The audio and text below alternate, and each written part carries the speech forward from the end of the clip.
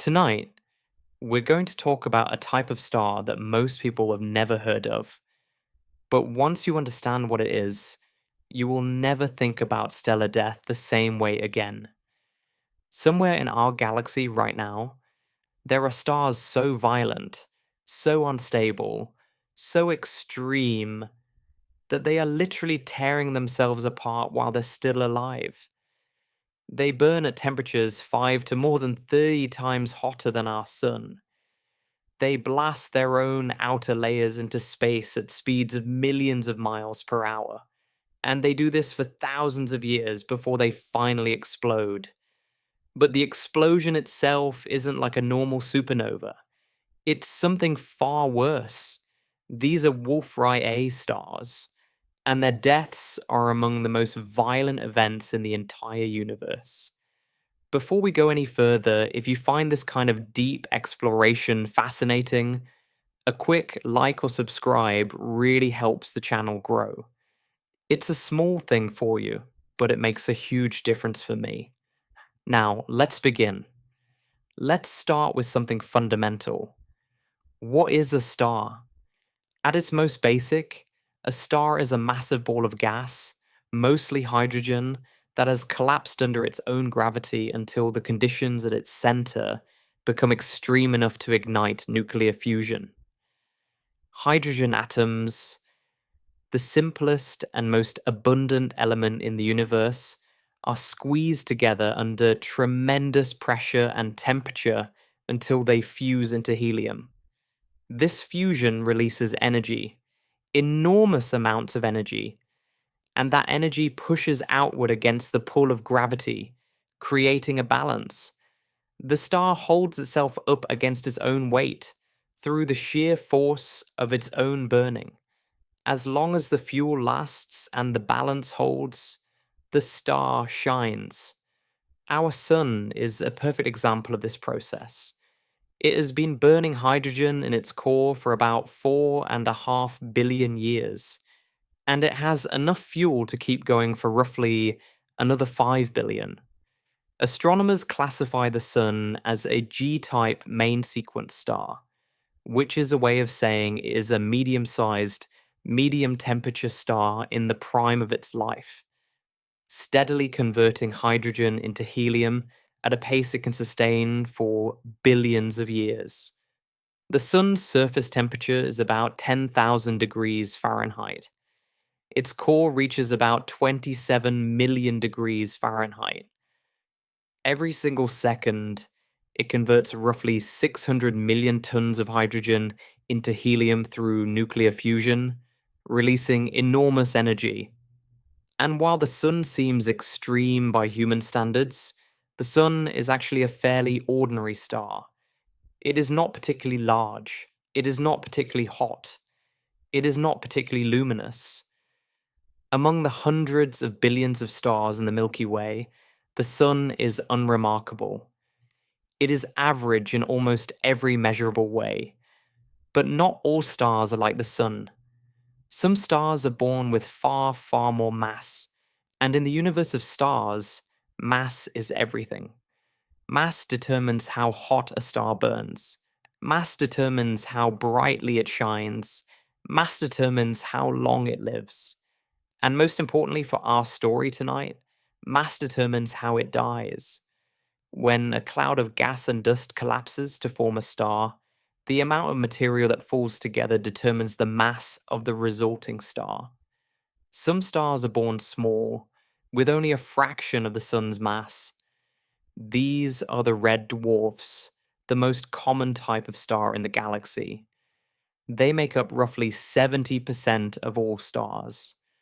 Red dwarfs burn their fuel slowly and can shine for trillions of years.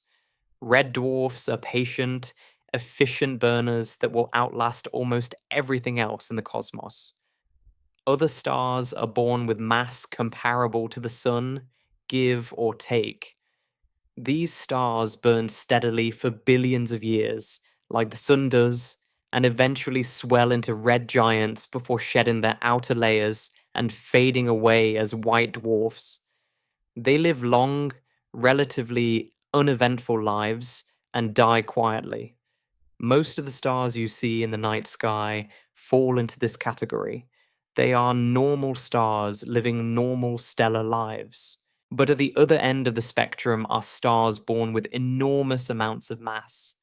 Stars with 10 times the mass of the Sun, 20 times, 50 times, even more than 100 times the mass of the Sun. These are the monsters of the stellar world, the Titans. And they live very, very different lives from quiet, stable stars like the Sun. Here is the fundamental thing you need to understand.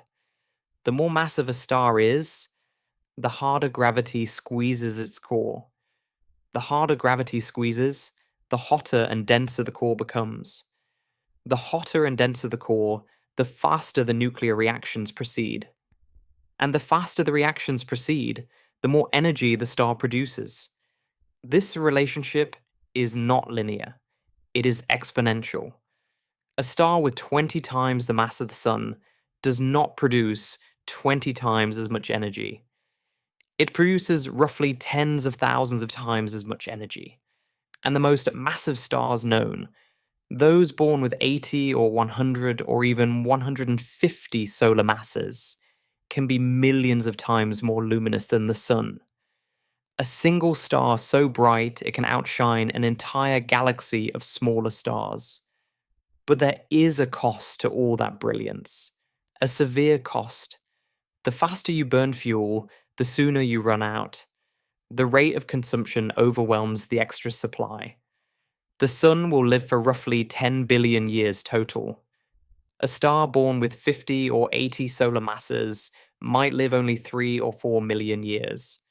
And the most massive stars might burn for barely 2 million years.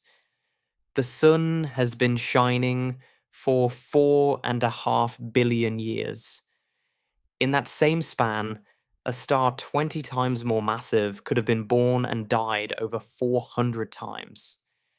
These massive stars are the brightest, most spectacular objects in the galaxy, but they are also the most short-lived. They burn like cosmic fireworks, brilliant and brief. Now, here is where things start to get truly interesting. Because some of these massive stars, the most extreme ones, do not simply burn brightly and then explode. Before they die, they undergo a transformation. They enter a phase of existence so violent, so physically extreme, that it fundamentally changes what the star is. They become something different, something rare, something dangerous. They become Wolf-Rayet stars. A Wolf-Rayet star is not just a big star. That is a common misconception, and it is important to correct it right from the start.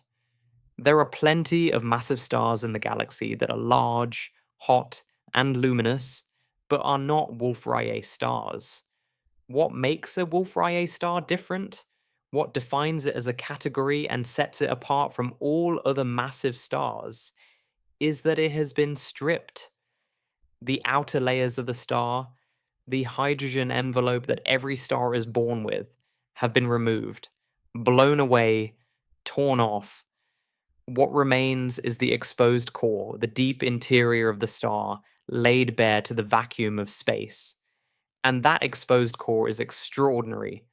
Think about it this way. Every normal star, including our Sun, has a layered structure. On the outside is a vast envelope of hydrogen, the lightest and most abundant element. This hydrogen envelope makes up most of the star's volume. It is relatively cool at the surface, at least compared to what lies beneath. Deep inside, at the very center, is the core where nuclear fusion occurs. In the Sun, the core temperature reaches about 27 million degrees Fahrenheit, but the surface temperature is only about 10,000 degrees. That is a difference of a factor of nearly 3,000. The outer layers act like a thick blanket, insulating the core, absorbing and reprocessing the radiation from below, and hiding the extreme conditions within. When you look at the Sun, you are seeing that relatively cool outer surface. You are not seeing the furnace underneath. You are seeing the insulation, not the fire. Now imagine ripping that blanket away. Imagine stripping off the entire hydrogen envelope, all those outer layers that make up most of the star's volume, and exposing the deep interior directly to space. What would you see? You would see a star that is dramatically hotter at its surface, because you are now looking directly at layers that were always extremely hot, but were hidden beneath cooler material. You would see a star that appears smaller in physical size, because the bloated outer envelope is gone and only the dense, compact core remains. And you would see a star that behaves in ways that are profoundly, dramatically different from any ordinary star. Its spectrum would look strange.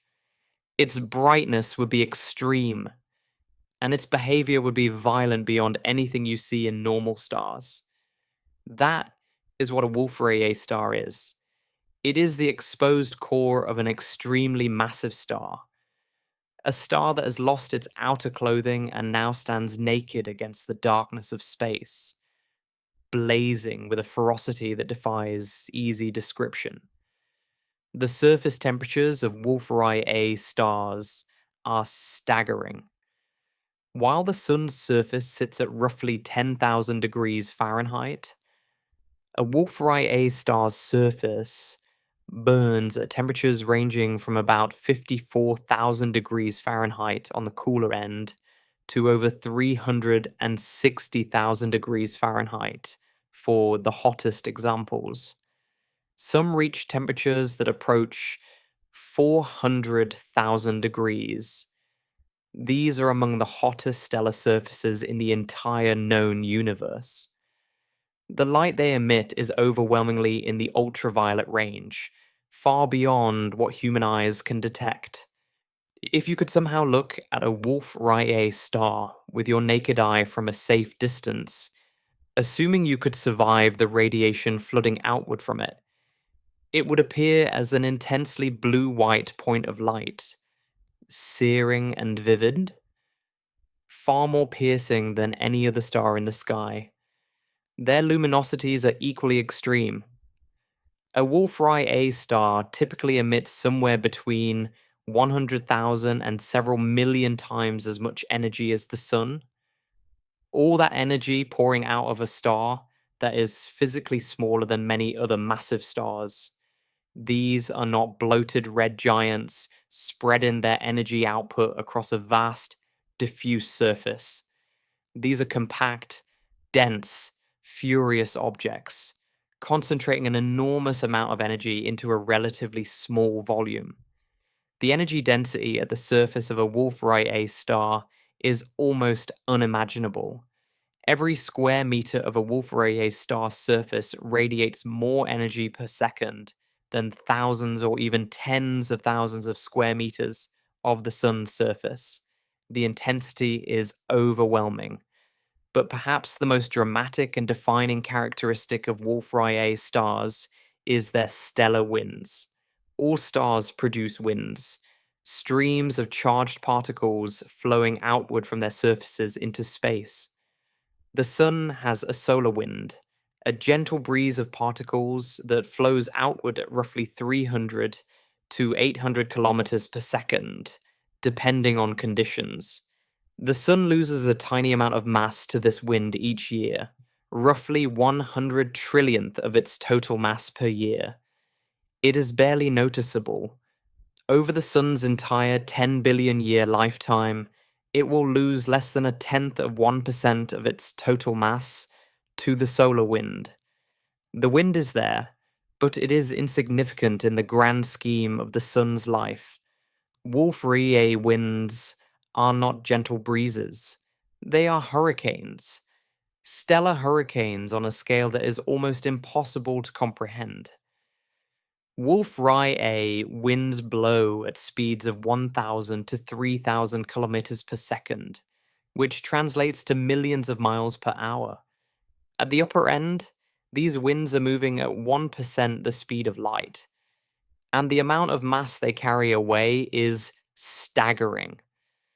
A typical Wolf-Rayet star loses mass through its wind at a rate roughly 100 million to 1 billion times greater than the sun's rate of mass loss. Some of the most extreme Wolf-Rayet stars eject several Earth masses of material every single year, pouring it into space through a relentless, dense, fast-moving wind. Over the course of the Wolf-Rayet phase, which might last a few 100,000 years, a star can shed several times the mass of our entire sun in wind alone. Material that was once part of the star, flung outward at incredible speeds, spreading into the surrounding space and forming vast nebulae of glowing gas. These winds are so dense and so powerful that they create a thick, expanding atmosphere around the star, a pseudo-atmosphere of fast-moving material that partially obscures the actual surface beneath. This is why Wolf-Rayet stars were originally identified not by their temperatures or sizes, but by their spectra, the patterns of light they produce when that light is split into its component wavelengths using a prism or a diffraction grating. And this brings us to the story of how these remarkable stars were first discovered. In 1867, two French astronomers were working at the Paris Observatory. Their names were Charles Wolf and Georges Rayet. They were conducting a systematic survey of stellar spectra, methodically pointing their instruments at star after star, splitting each star's light into a rainbow of colors, and studying the resulting patterns. Most stars, they observed, showed the expected patterns. Thin, dark absorption lines crossing a continuous rainbow of color, well understood fingerprints of elements like hydrogen, helium, iron, and calcium. But then Wolf and Rayet pointed their instrument at three particular stars in the constellation Cygnus, and they saw something completely unexpected. Instead of thin, dark absorption lines, these three stars showed broad, bright emission lines. The spectral features were not dark gaps where elements absorb light. They were glowing peaks where elements were actively emitting light, producing bright bands instead of dark ones. And these bright features were not thin and sharp like normal spectral lines. They were smeared out, broadened across a wide range of wavelengths. This was genuinely baffling. Normal stars simply did not produce spectra that looked like this. The broad emission lines indicated that enormous amounts of material were moving at tremendous speeds around these stars. The broadening was caused by the Doppler effect. Material rushing toward the observer shifted the light to shorter, bluer wavelengths. Material moving away shifted it to longer, redder wavelengths. When material is moving in all directions simultaneously, expanding outward from the star, the combined effect smears each spectral line across a wide range of wavelengths.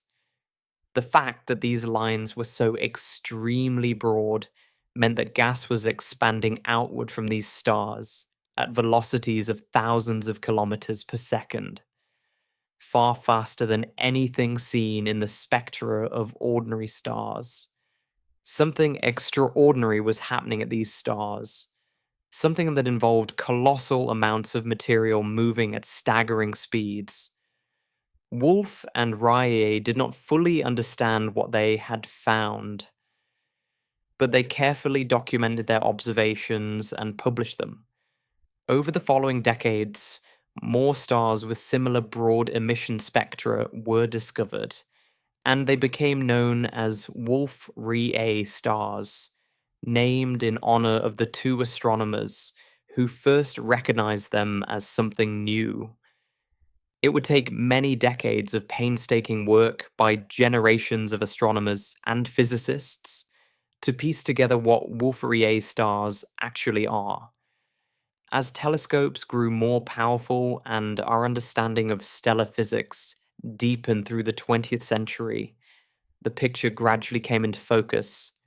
These were not young stars still in the process of forming, as some early theories had suggested.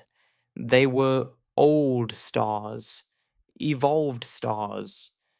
They were among the most massive stars in the galaxy, and they were nearing the end of their lives. Stars that had already burned through their primary hydrogen fuel and were now exposing their deep, processed interiors to space through extraordinary mass loss. As astronomers studied growing numbers of Wolf-Rayet stars, they noticed that not all of them looked the same. Their spectra, while always showing those distinctive broad emission lines, differed in which elements dominated the emission. Some Wolf-Rayet stars showed strong emission lines of nitrogen and helium, while others showed strong emission lines of carbon and oxygen with much less nitrogen. This led to a fundamental classification system that astronomers still use today. Wolf-Rayet stars showing prominent nitrogen features were designated WN type. Those showing prominent carbon and oxygen features were designated WC type. There's also a rarer WO type that shows very strong oxygen emission lines, representing the most extreme end of the sequence. These classifications are not arbitrary labels. They are not just a filing system. They tell a profound physical story about how deeply the star has been stripped and what stage of nuclear burning the now exposed layers represent. A WN type Wolf-Rayet star is one where you are seeing layers rich in nitrogen and helium. These are layers where hydrogen was once processed through a specific set of nuclear reactions called the CNO cycle, the carbon nitrogen oxygen cycle. In this process, hydrogen fuses into helium using carbon, nitrogen, and oxygen atoms as catalysts. The catalytic reactions convert much of the original carbon and oxygen in these layers into nitrogen. So when astronomers see a Wolf-Rayet star with strong nitrogen emission, they know they are looking at material from the hydrogen-burning shell, material where hydrogen has been converted into helium, and where carbon has been transmuted into nitrogen through the CNO cycle. You are seeing the ashes of hydrogen burning, the leftover products of the first major stage of nuclear fusion in a massive star's life. A WC type Wolf-Rayet star is stripped even further. In these stars, the nitrogen rich layers from the hydrogen burning shell have also been removed, blown away or peeled back, exposing even deeper material. At this depth, you are seeing the products of helium fusion. When helium burns through a process called the triple alpha reaction, it produces carbon. Further reactions convert some of that carbon into oxygen. So when you see a Wolf-Rayet star with strong carbon and oxygen emission, you are looking at material from the helium burning core or the helium burning shell. The star has been peeled back so deeply that you are literally seeing the ash of a later, more advanced stage of nuclear burning. WC stars are generally considered more evolved than WN stars. They represent a later point in the stripping process, a star that has lost even more material than a WN star and has exposed progressively deeper layers. So the classification of a Wolf-Rayet star tells you something remarkable about its interior. You are not looking at a surface in the normal sense. There is no cool outer photosphere to observe. You are looking into the guts of the star. The outer layers that would normally hide these deep regions, that would normally insulate and mask the nuclear processed material beneath, are simply gone, blown away by the star's own incredible violence. What is left is a window directly into the stellar interior. A raw, unshielded view of material that has been through nuclear furnaces and come out transformed. This is what makes Wolf-Rayet stars so fundamentally different from ordinary massive stars, even very large and impressive ones. A normal massive star, even one with 30 or 40 times the mass of the Sun, still has its hydrogen envelope, largely intact. Its surface is composed of hydrogen, just like the Sun's surface. It may be hotter and vastly more luminous, but structurally it is similar. It has a cooler outer layer covering an extremely hot interior. You cannot see the processed material deep inside. It is hidden. A Wolf-Rayet star has abandoned that structure entirely. It is all interior. The surface you see is not really a surface at all in the traditional sense. It is the exposed innards of a dying giant star, burning in the open vacuum of space, radiating at temperatures that normal stellar surfaces never come close to reaching. Imagine a furnace with its walls and insulation torn away. The fire inside is the same fire that was always burning, but now there is nothing between it and the outside world. The heat is direct, unshielded, and intense beyond anything you could have guessed from looking at the furnace when its walls were still intact. This transformation is not something that happens quietly or gently.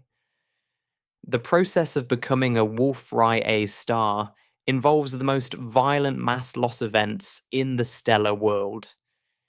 These stars do not shed their outer layers like a tree losing leaves in autumn. They blast that material away through ferocious winds and sometimes through enormous eruptive events that can expel several solar masses of material in a single outburst. The space surrounding a Wolf-Rayet star is not empty. It is filled with the debris of the star's own self-destruction, expanding shells and bubbles and filaments of gas, all illuminated by the intense ultraviolet radiation pouring from the exposed core. These nebulae can stretch across light years of space, glowing monuments to the violence that created them. In our galaxy, the Milky Way, astronomers have catalogued roughly 600 known Wolf-Rayet stars. That might sound like a reasonable number until you remember that the Milky Way contains somewhere between 100 billion and 400 billion stars total. 600 out of hundreds of billions. That means if you picked a star at random in our galaxy, the odds of it being a Wolf-Rayet star are roughly 1 in several hundred million. They are extraordinarily rare. The reasons for this rarity are twofold. First, only the most massive stars can become Wolf-Rayet stars in the first place. A star typically needs to be born with at least 20 to 25 times the mass of the Sun to enter this phase, and stars that massive are themselves extremely uncommon. The vast majority of stars in the galaxy are small red dwarfs, not massive blue giants. For every star born with 50 solar masses, there are hundreds of thousands of red dwarfs. Massive stars are the exception, not the rule, and Wolf-Rayet stars come only from the most massive of the massive. Second, even among the stars that are massive enough, the Wolf-Rayet phase is extraordinarily brief. It might last only a few 100,000 years, and in some cases perhaps as little as 100,000 years. In the life of the galaxy, which spans over 13 billion years, a few 100,000 years is the blink of an eye. It is a fleeting moment. At any given instant, only a small number of massive stars in the entire galaxy happen to be passing through this brief, violent phase. Most have either not reached it yet or have already passed through it and died. But despite their rarity, Wolf-Rayet stars are among the most consequential objects in the universe.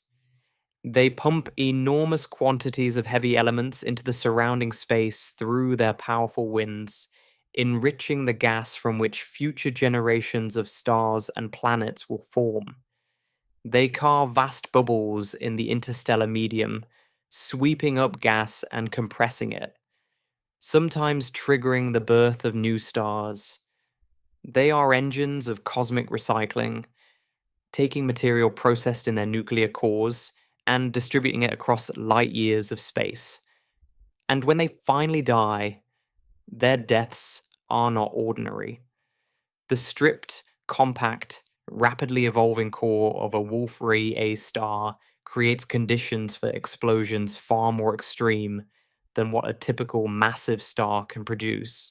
Their deaths can produce not just supernovae, but hypernovae.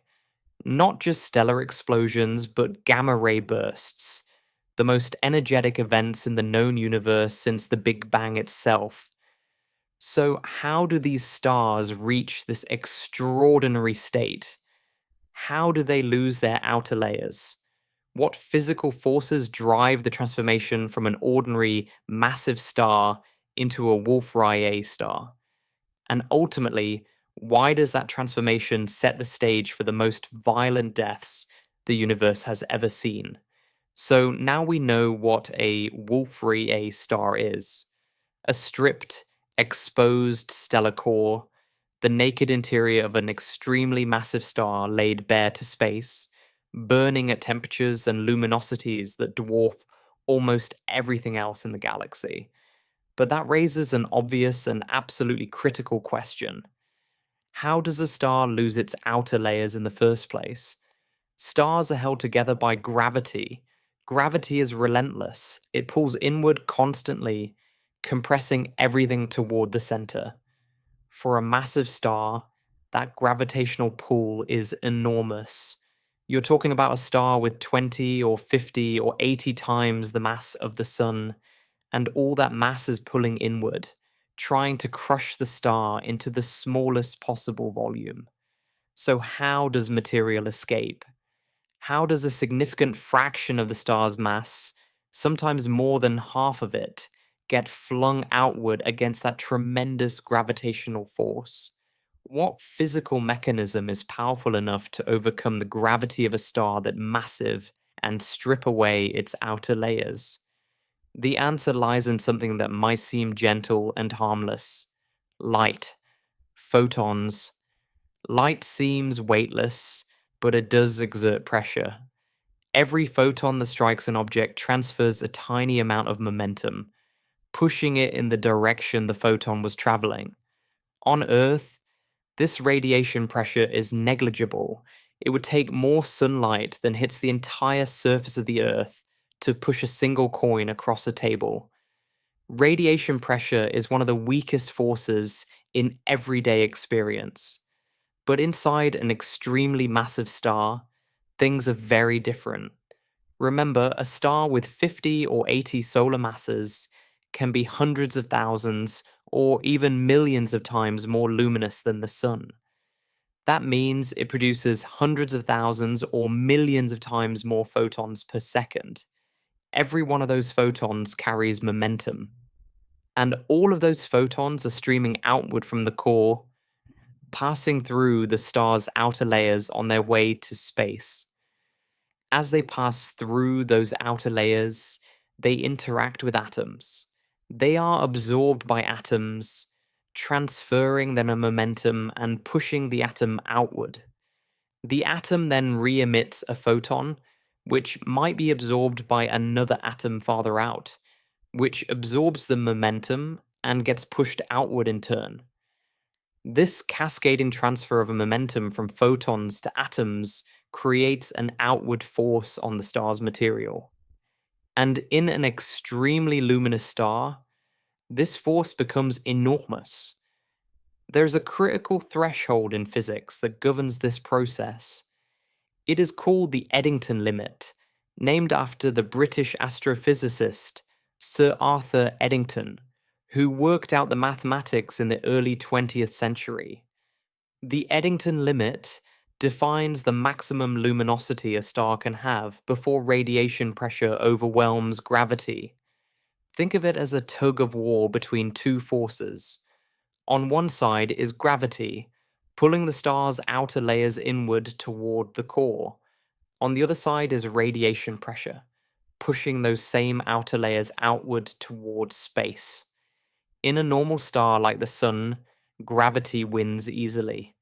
The radiation pressure is there, but it is far too weak to challenge gravity's hold. The outer layers stay put. The star is stable. But as you increase a star's luminosity, the radiation pressure side of the tug of war gets stronger. At some point, the radiation pressure pushing outward equals gravity pulling inward. That is the Eddington limit. The star's outer layers are effectively weightless, floating on a sea of photons. And if the luminosity increases even slightly beyond this limit, if the radiation pressure exceeds gravity by even a small margin, material begins to be driven outward. The outer layers start to escape. The star begins to lose mass. Wolf-Rayet stars operate at or near the Eddington limit. Their luminosities are so extreme that the radiation pressure in their outer layers comes dangerously close to overcoming gravity, and in many cases it does. This is the fundamental engine that drives their extraordinary mass loss. The star is so luminous, producing so many photons per second, that the light itself is physically pushing the outer layers of the star away. The star is literally too bright for its own good. Its own radiation is tearing it apart. But the reality is even more complex and more violent than this simple picture suggests. The interaction between photons and the star's outer material is not uniform or gentle. It depends critically on the composition of the material. Different elements absorb photons at different wavelengths and with different efficiencies. Iron, for example, has thousands of spectral lines, thousands of specific wavelengths at which it readily absorbs photons. In the outer layers of a massive star, where temperatures are high enough to partially strip electrons from iron atoms, these ions become extraordinarily efficient at intercepting photons. Each absorption event transfers momentum, pushing the ion outward. And because iron and similar heavy elements have so many spectral lines, they can absorb photons across a wide range of wavelengths, making the coupling between radiation and matter much stronger than it would be for pure hydrogen or helium. This is called line-driven wind theory, and it was developed in the 1970s by three astrophysicists, Castor, Abbott, and Klein. Their work showed that the winds from hot, luminous stars are not simply the result of the star exceeding the Eddington limit in a simple global sense. Instead, the winds are driven by the cumulative effect of millions of individual absorption events in spectral lines, particularly lines of partially ionized heavy elements like iron, carbon, nitrogen, and oxygen. The more of these elements present in the star's outer layers, the more efficiently photons can transfer their momentum to the gas, and the stronger the wind becomes. This is why Wolf-Rayet winds are so much more powerful than the solar wind. The sun is relatively cool at its surface, and its luminosity is modest. The coupling between its radiation and its outer layers is weak. But a Wolf-Rayet star is ferociously hot and enormously luminous. Its radiation field is intense, and the material in its wind is rich in heavy elements. Nitrogen and helium in the case of WN-type stars, carbon and oxygen in WC types, all of which are efficient absorbers of ultraviolet photons. The combination of extreme luminosity and highly efficient absorption creates a wind of staggering power. Material is accelerated from the star's surface to terminal velocities of 1,000 to 3,000 kilometers per second within just a few stellar radii. The wind is dense, fast, and relentless. It flows continuously every second of every day for tens of thousands or hundreds of thousands of years. But here is the critical thing. A star does not suddenly wake up one morning as a Wolf-Rayet star. The Wolf-Rayet phase is the end point of a long and violent evolutionary journey. To understand how a star reaches this state, you have to follow its life story from birth through a series of increasingly extreme phases, each one stripping away more material and bringing the star closer to the exposed, burning core that defines the Wolf-Rayet state. Let's follow a specific example. Imagine a star born with about 60 times the mass of the Sun. This is an enormous star. At birth, it appears as a brilliant blue giant, an O-type star on the main sequence. O-type stars are the hottest, most luminous, and most massive main sequence stars that exist. They burn a deep, intense blue-white and can be seen from vast distances.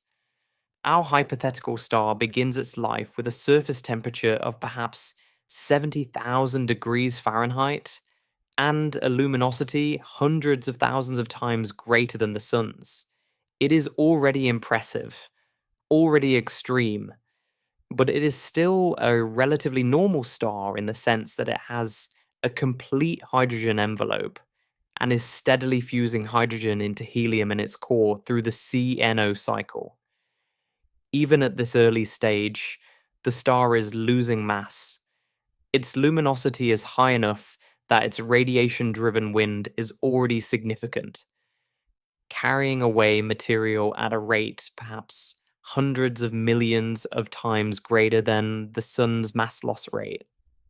This might sound like a lot, and in absolute terms it is, but compared to the star's total mass of 60 solar masses, the loss during the main sequence phase is modest, perhaps a few solar masses over the course of several million years.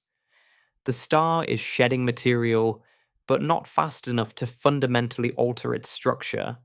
Not yet.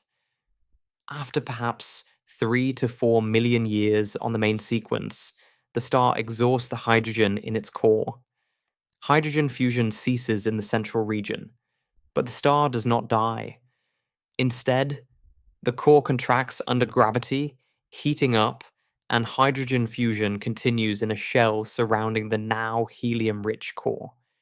The outer layers of the star respond to the changes in the core by expanding enormously. The star swells, becoming a supergiant.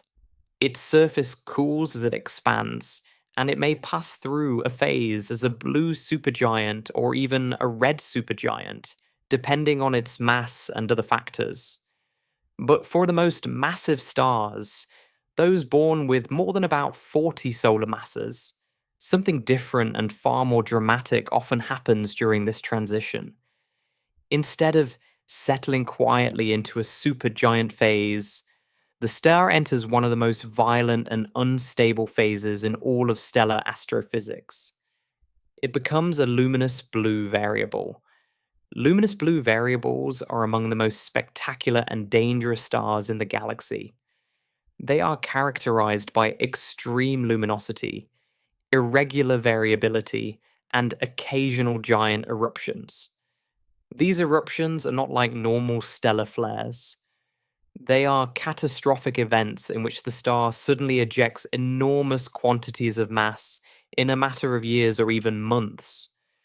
A single great eruption can expel several solar masses of material, blasting it outward at hundreds of kilometers per second, creating expanding shells and nebulae of gas that can persist for thousands of years.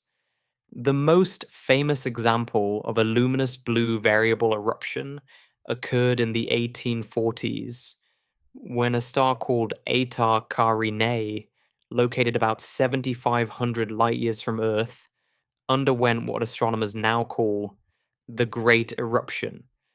Over a period of about 20 years, Eta Carinae ejected somewhere between 10 and 40 solar masses of material.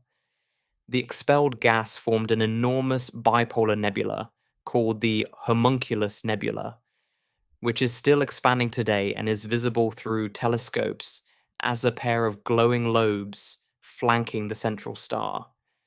During the peak of the eruption in 1843, Eta Carinae briefly became the second brightest star in the sky, despite being thousands of light years away. The amount of energy released during this eruption was staggering, approaching the energy of a supernova, yet the star survived. It is still there today, still burning, still luminous, still unstable.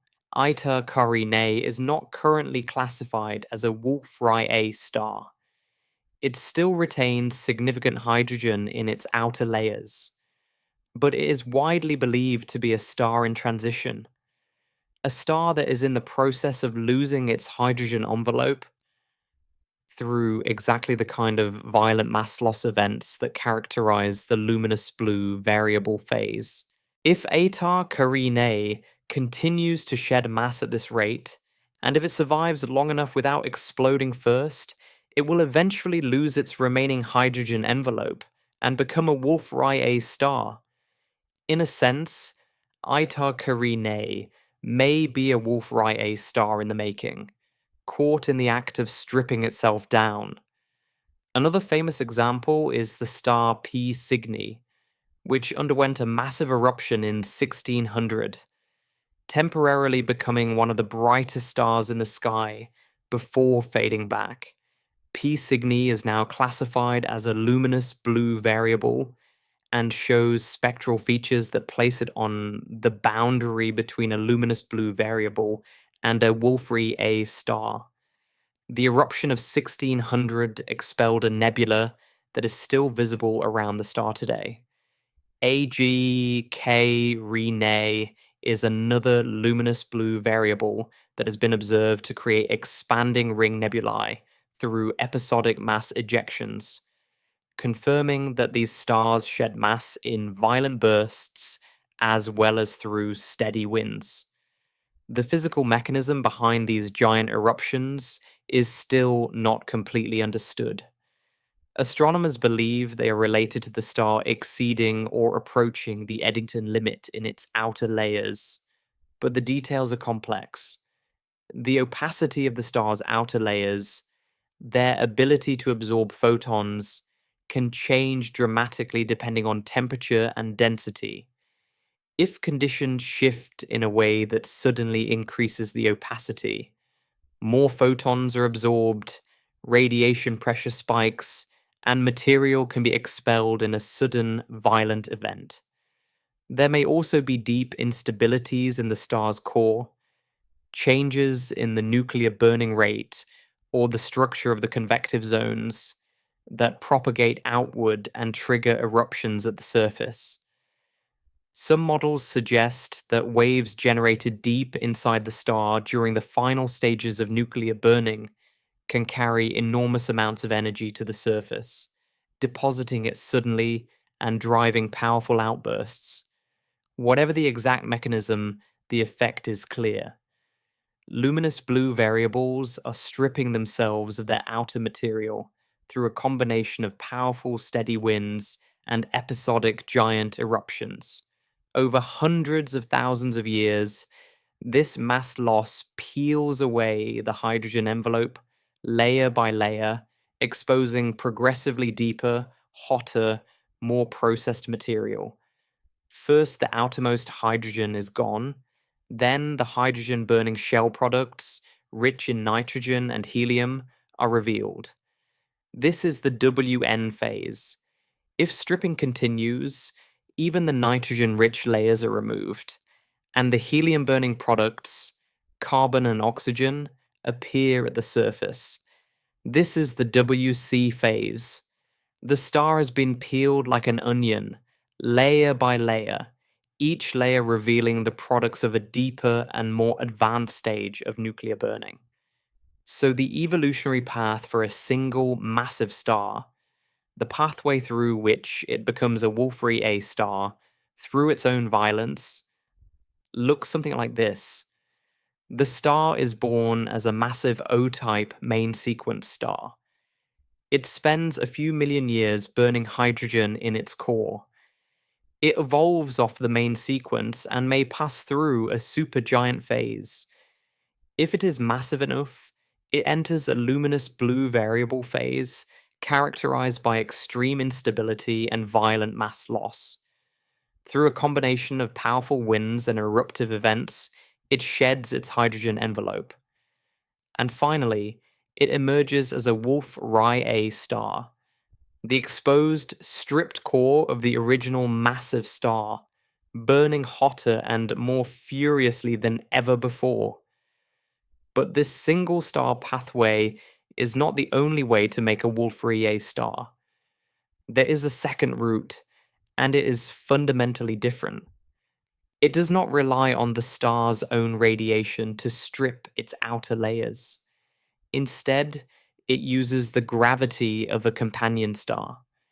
Most massive stars are not alone. Studies have shown that roughly 70% of massive O-type stars exist in binary or multiple star systems, orbiting closely enough to a companion that gravitational interactions between the two stars become significant during their lifetimes. Here is how it works. Each star in a binary system has a region of gravitational dominance around it called a Roche lobe. Within a star's Roche lobe, material is gravitationally bound to that star. It stays put. But the boundary of the Roche lobe is like a cliff edge. Material that crosses that boundary is no longer bound to the original star. It falls towards the companion. Now, when a star in a binary system evolves and expands, as all massive stars do when they exhaust their core hydrogen and move off the main sequence, its outer layers can swell beyond the boundary of its Roche lobe. When this happens, material from the expanding star spills over the boundary and is captured by the companion.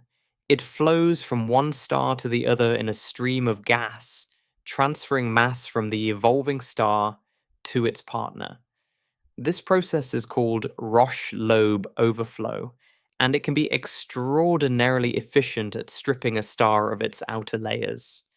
In the single star pathway, the star must fight against its own gravity using radiation pressure to drive material away.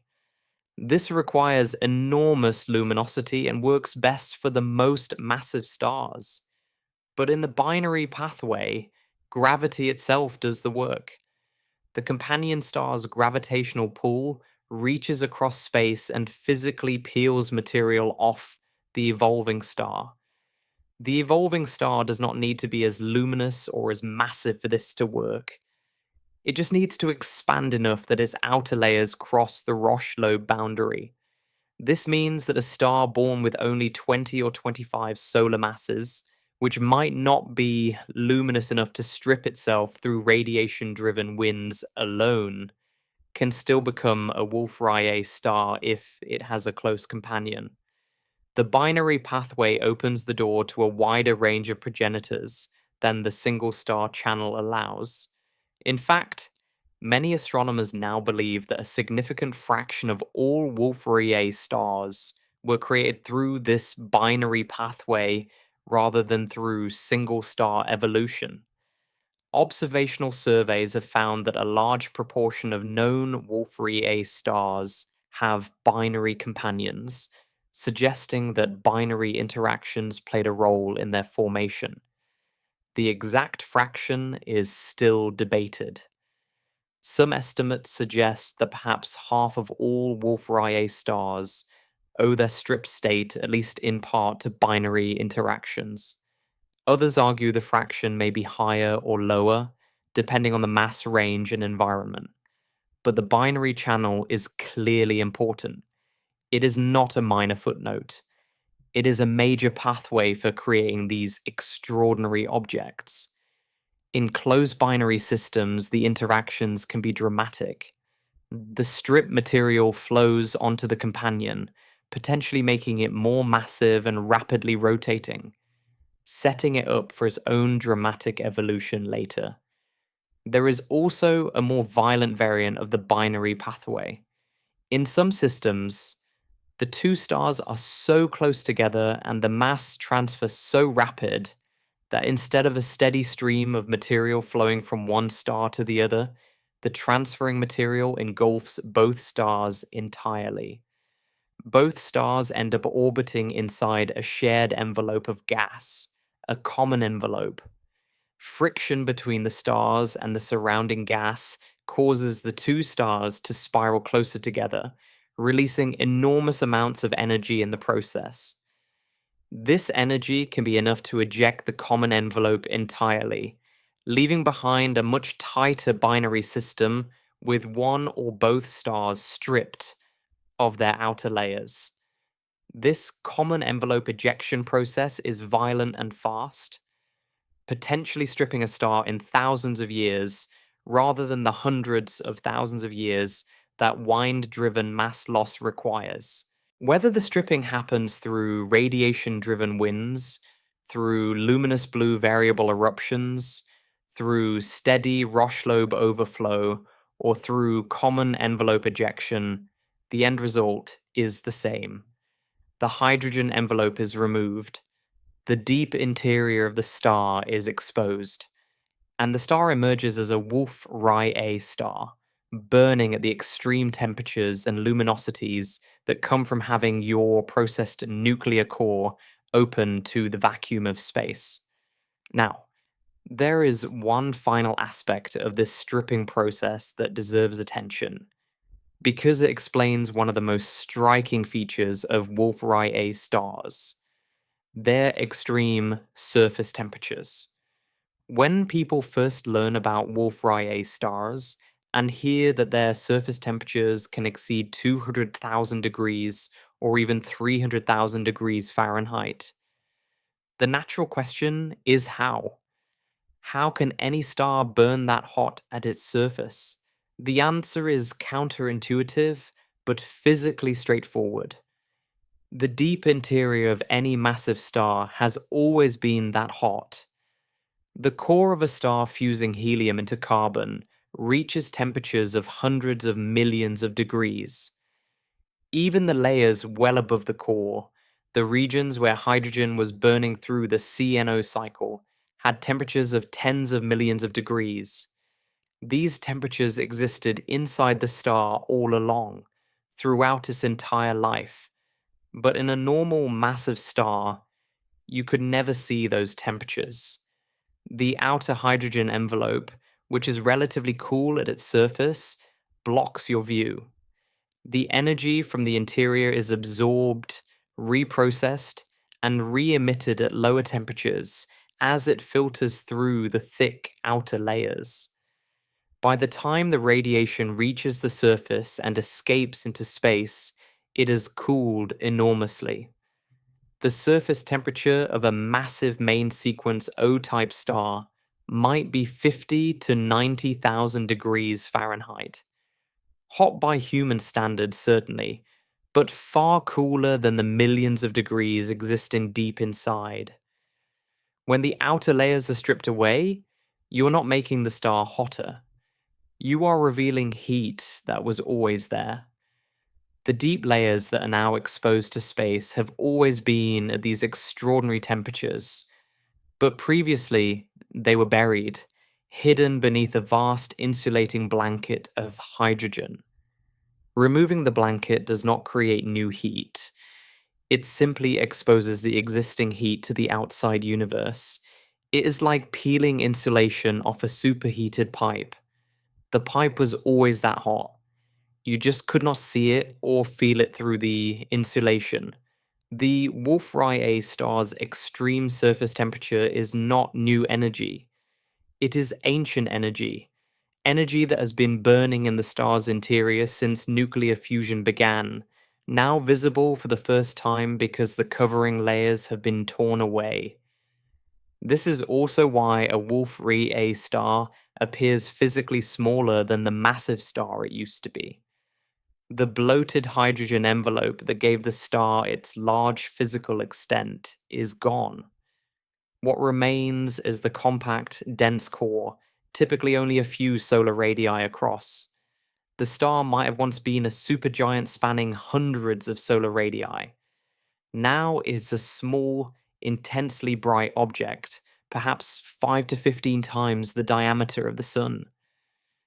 The luminosity is comparable to what it was before, hundreds of thousands to millions of times the Sun's output. But now that luminosity is concentrated into a much smaller surface area, this means the energy output per unit of surface area is enormously higher. The surface brightness is extreme. The radiation field at the star's surface is blindingly intense, which is precisely why it drives such powerful winds. Every square meter of that compact surface is pouring out enough radiation to push atoms outward at thousands of kilometers per second. The wind is a direct consequence of the stripping. The stripping concentrates the luminosity. The concentrated luminosity powers the wind, and the wind continues the stripping. It is a self-reinforcing cycle of violence. This self-reinforcing nature is important. The Wolf-Rayet phase is not a stable equilibrium. It is a runaway process.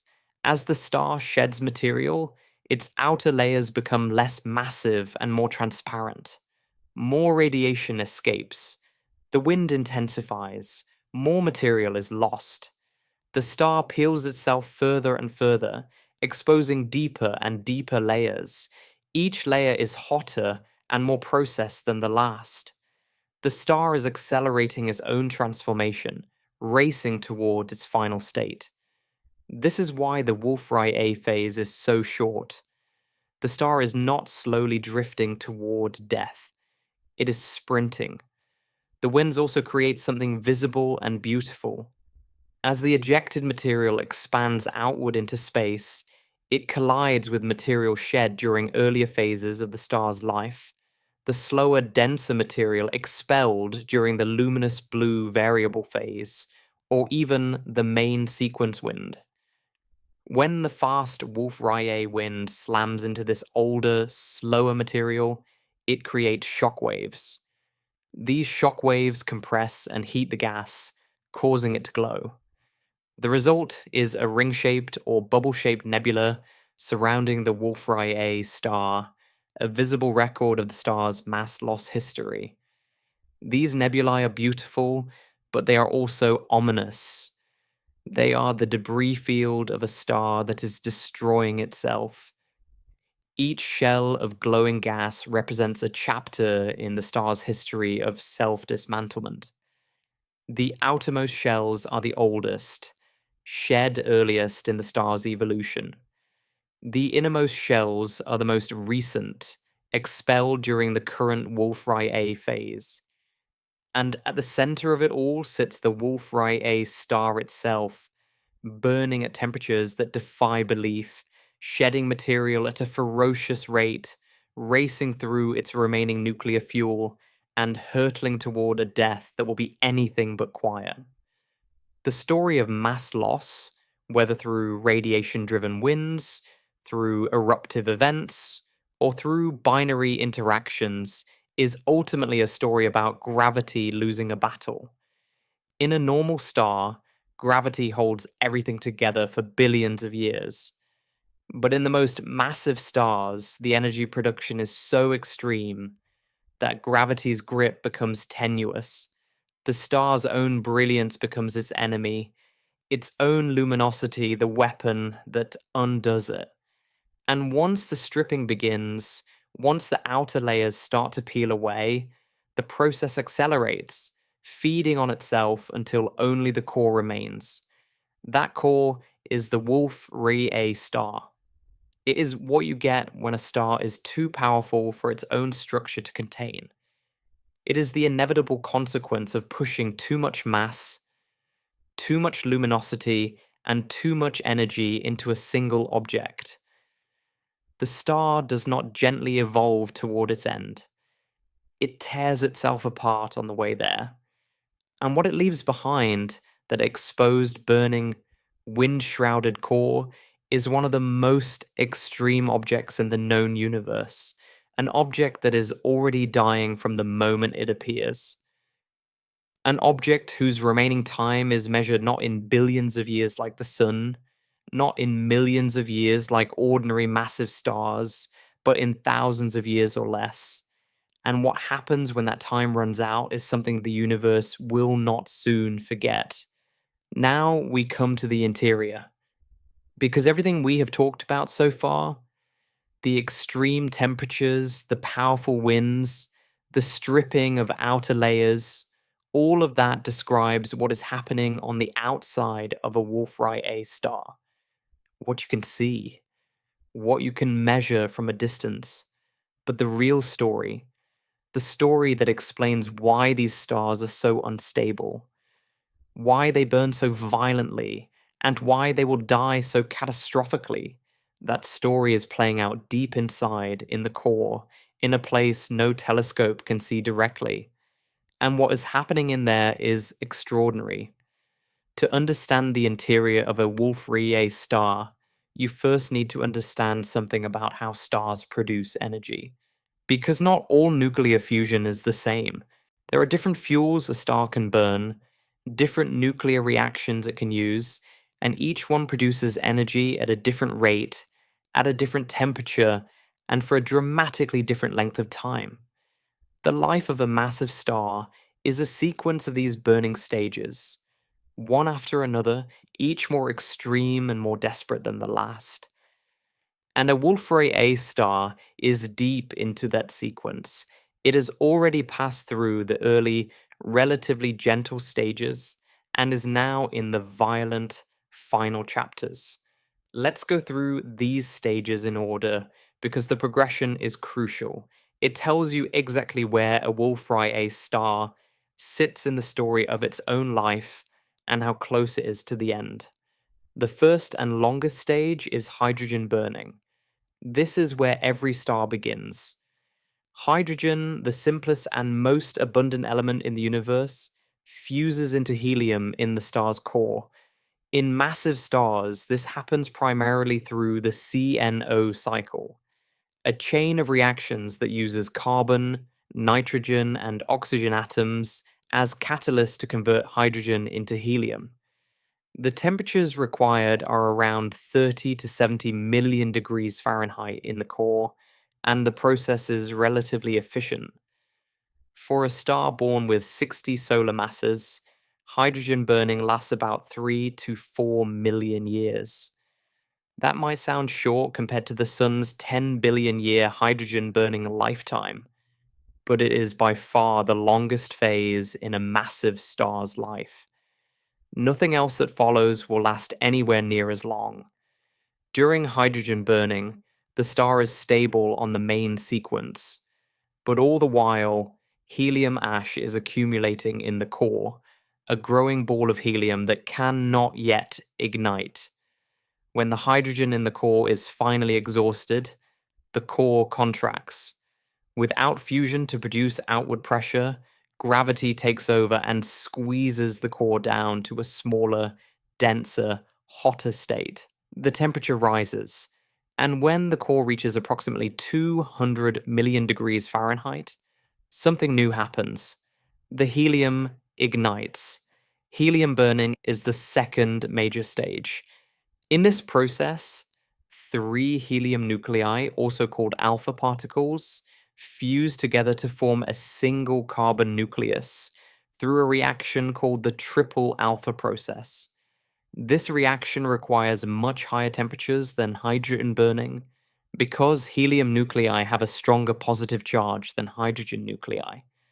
And that charge creates a more powerful electrostatic repulsion that must be overcome. You need more heat, more energy, more pressure to force helium nuclei close enough together to fuse. Helium burning produces less energy per reaction than hydrogen burning. This is a key point.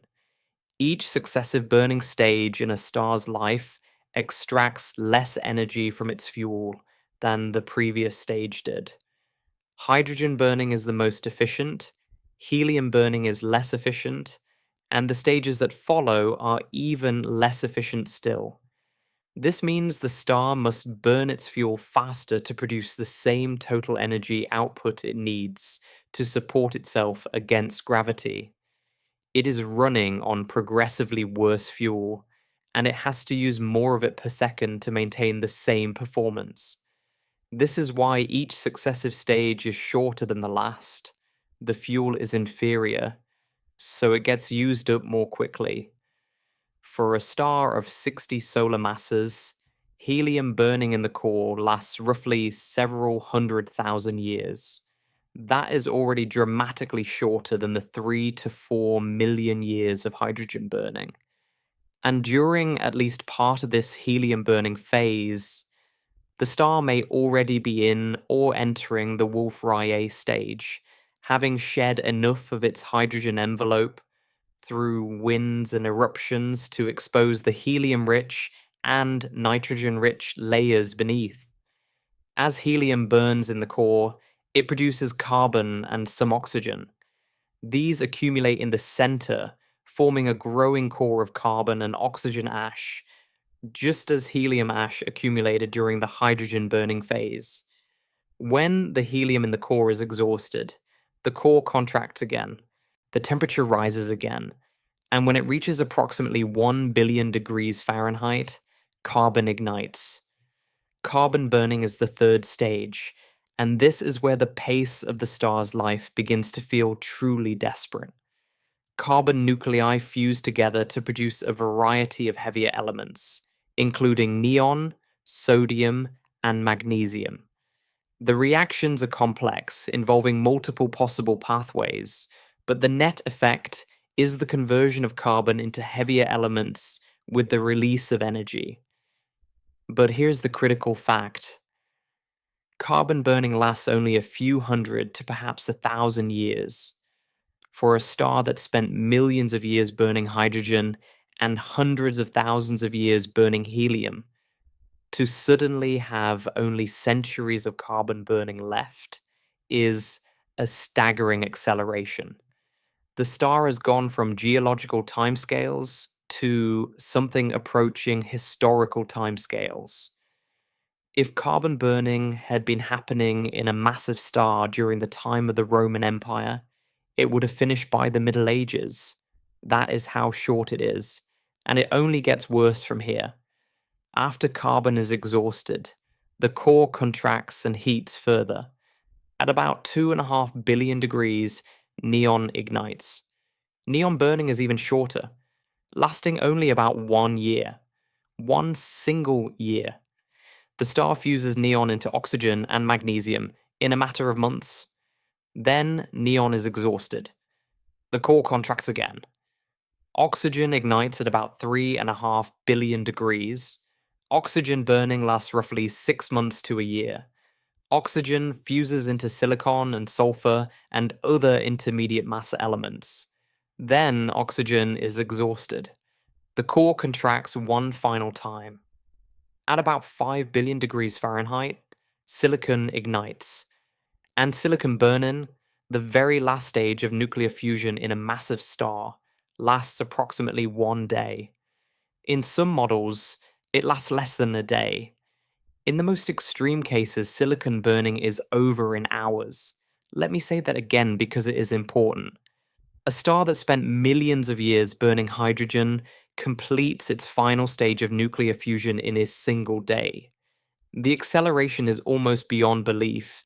Millions of years, then hundreds of thousands, then centuries, then a year, then months, then hours. Each stage is exponentially shorter than the last. The star is racing toward the end with increasing desperation, burning through its remaining fuel at a pace that accelerates catastrophically. It is like watching a clock speed up, the seconds getting shorter and shorter until time itself seems to collapse. During silicon burning, silicon nuclei fuse to create iron, and iron is the end of the road. Iron is the most tightly bound nucleus in nature. It sits at the very bottom of the nuclear binding energy curve. Fusing iron into heavier elements does not release energy. It requires energy. This is a fundamental physical limit.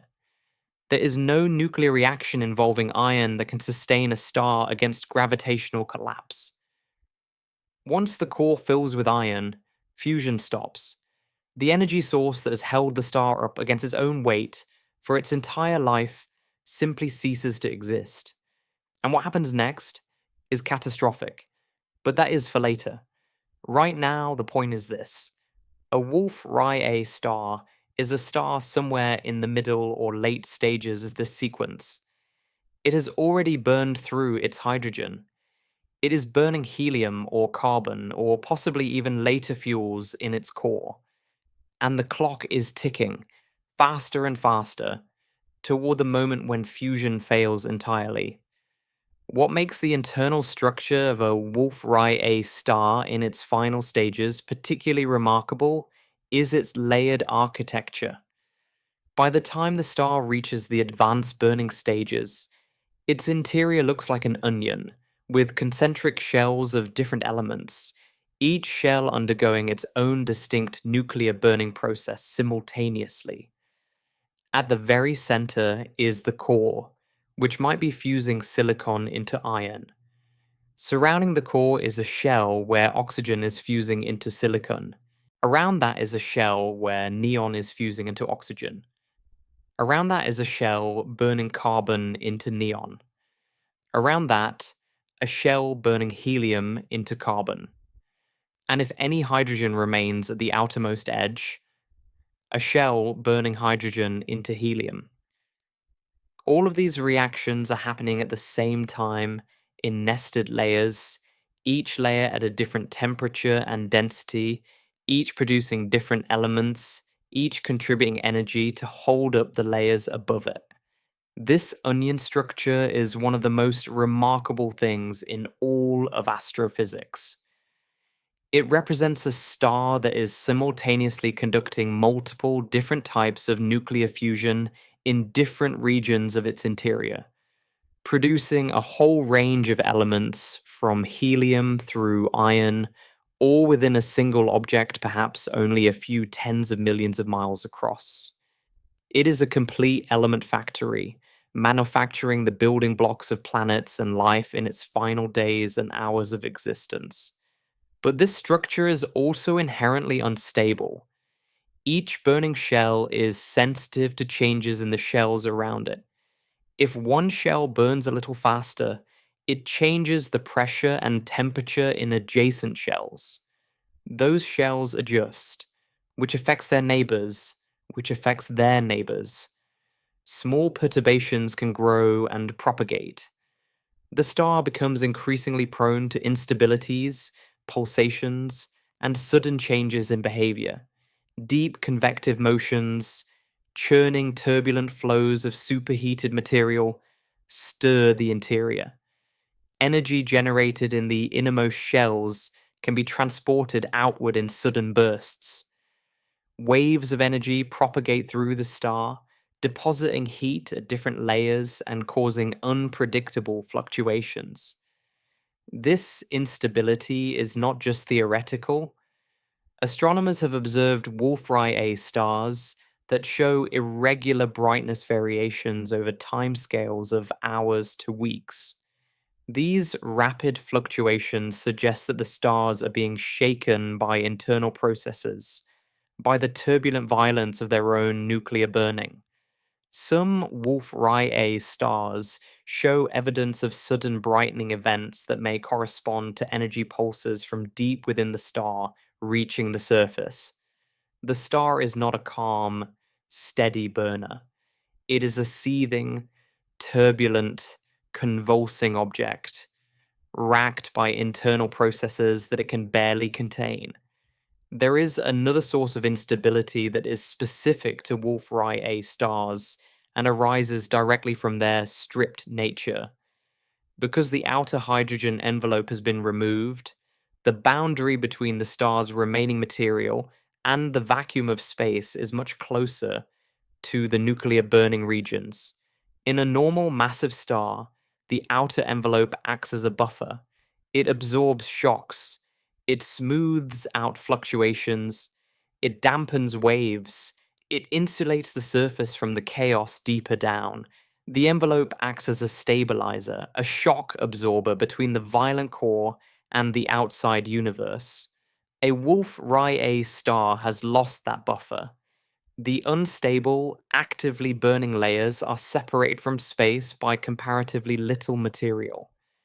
There is no thick cushion of hydrogen to absorb and smooth out the variations. Perturbations from deep inside the star reach the surface more easily.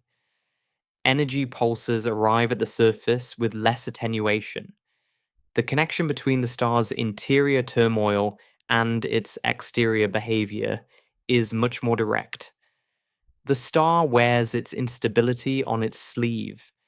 Every internal convulsion, every fluctuation in the burning rate, every wave of energy from the deep interior can manifest as a visible change in the star's brightness, spectrum, or wind properties.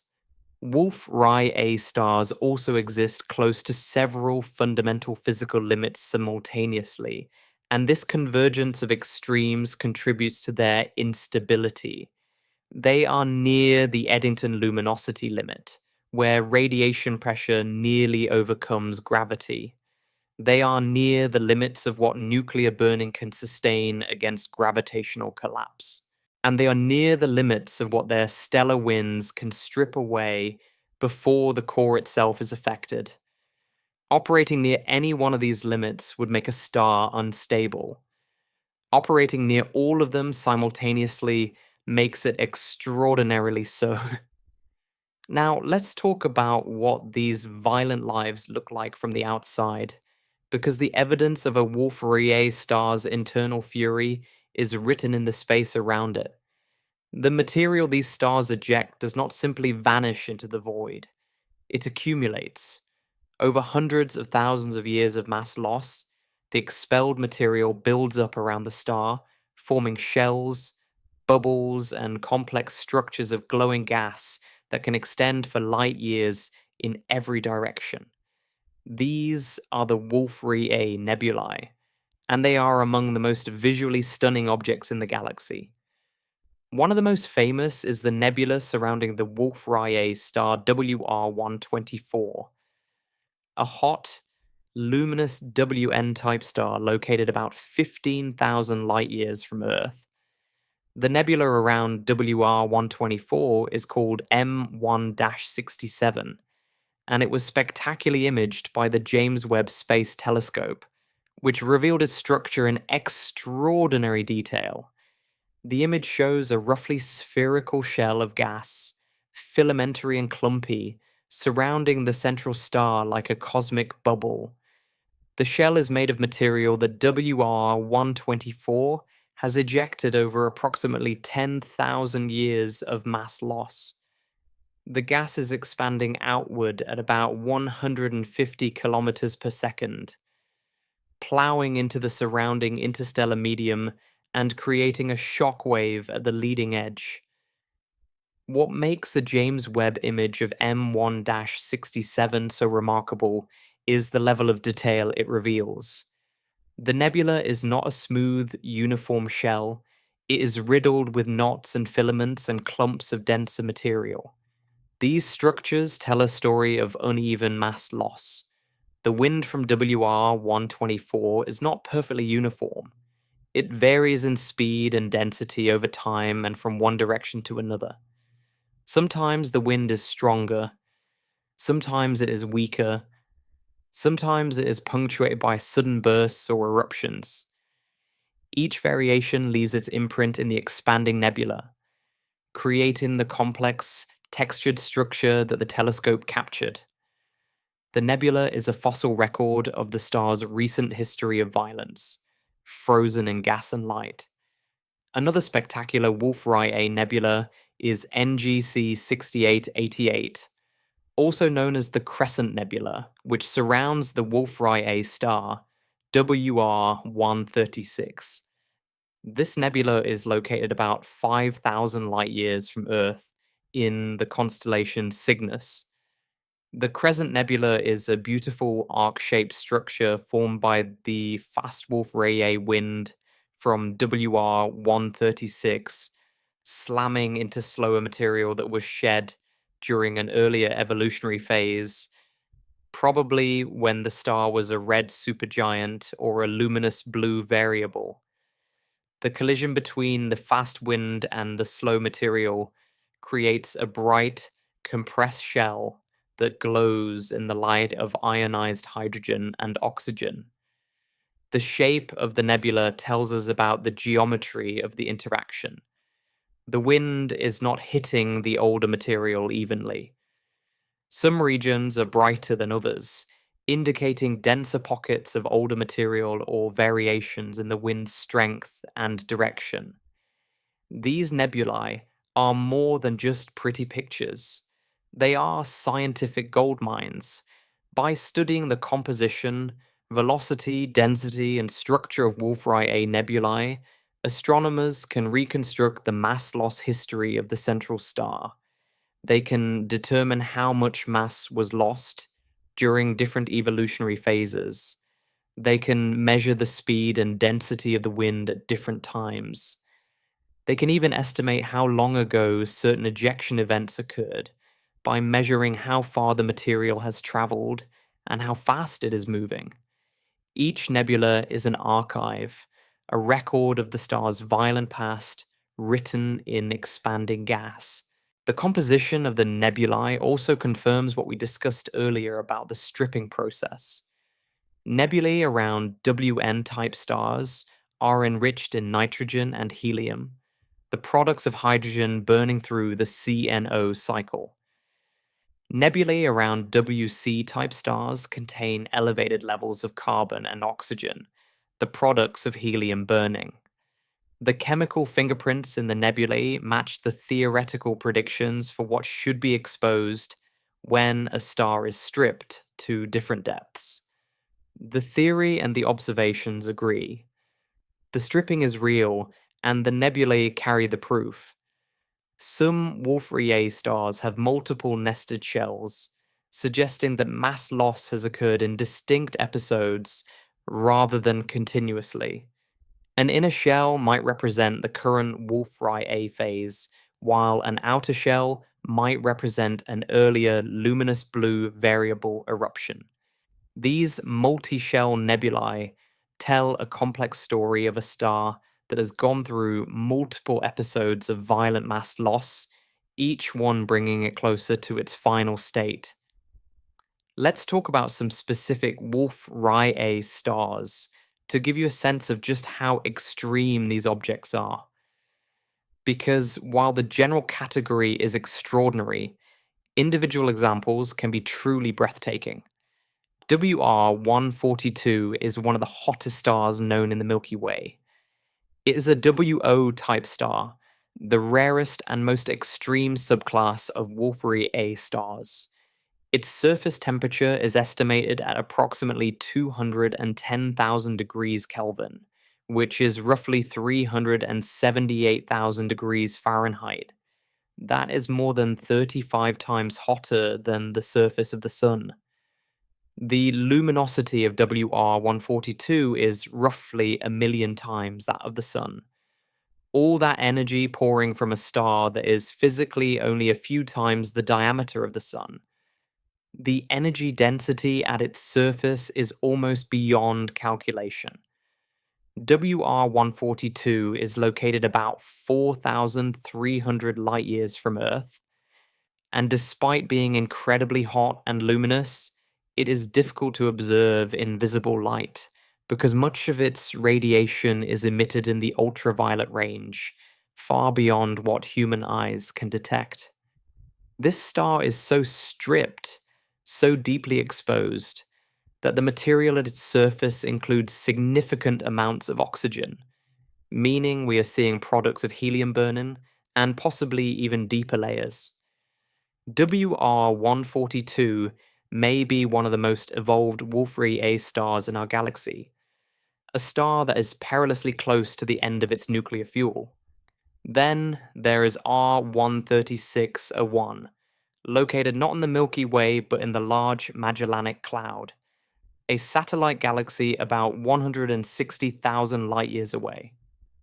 R136A1 is one of the most massive stars known, with a current estimated mass of roughly 170 to 230 solar masses, though it was likely even more massive at birth before shedding material through its powerful wind.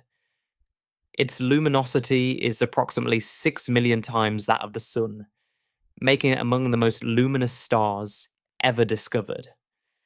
R136, A1 is classified as a Wolf-Rayet star of the WN type, with a hydrogen-rich spectrum indicating it has not yet been fully stripped of its hydrogen envelope. It is so luminous and so massive that it approaches or possibly exceeds the theoretical upper limit for stellar mass. It lives at the very edge of what a star can be before radiation pressure tears it apart entirely. The wind from R136A1 is ferocious, carrying away mass at a rate that would exhaust the Sun's entire mass in a matter of tens of thousands of years. This single star dominates the cluster in which it lives, outshining all the other stars around it combined. These individual stars are not just curiosities, they are laboratories. Each one tells us something about the physics of extreme mass loss, extreme luminosity, and extreme nuclear burning.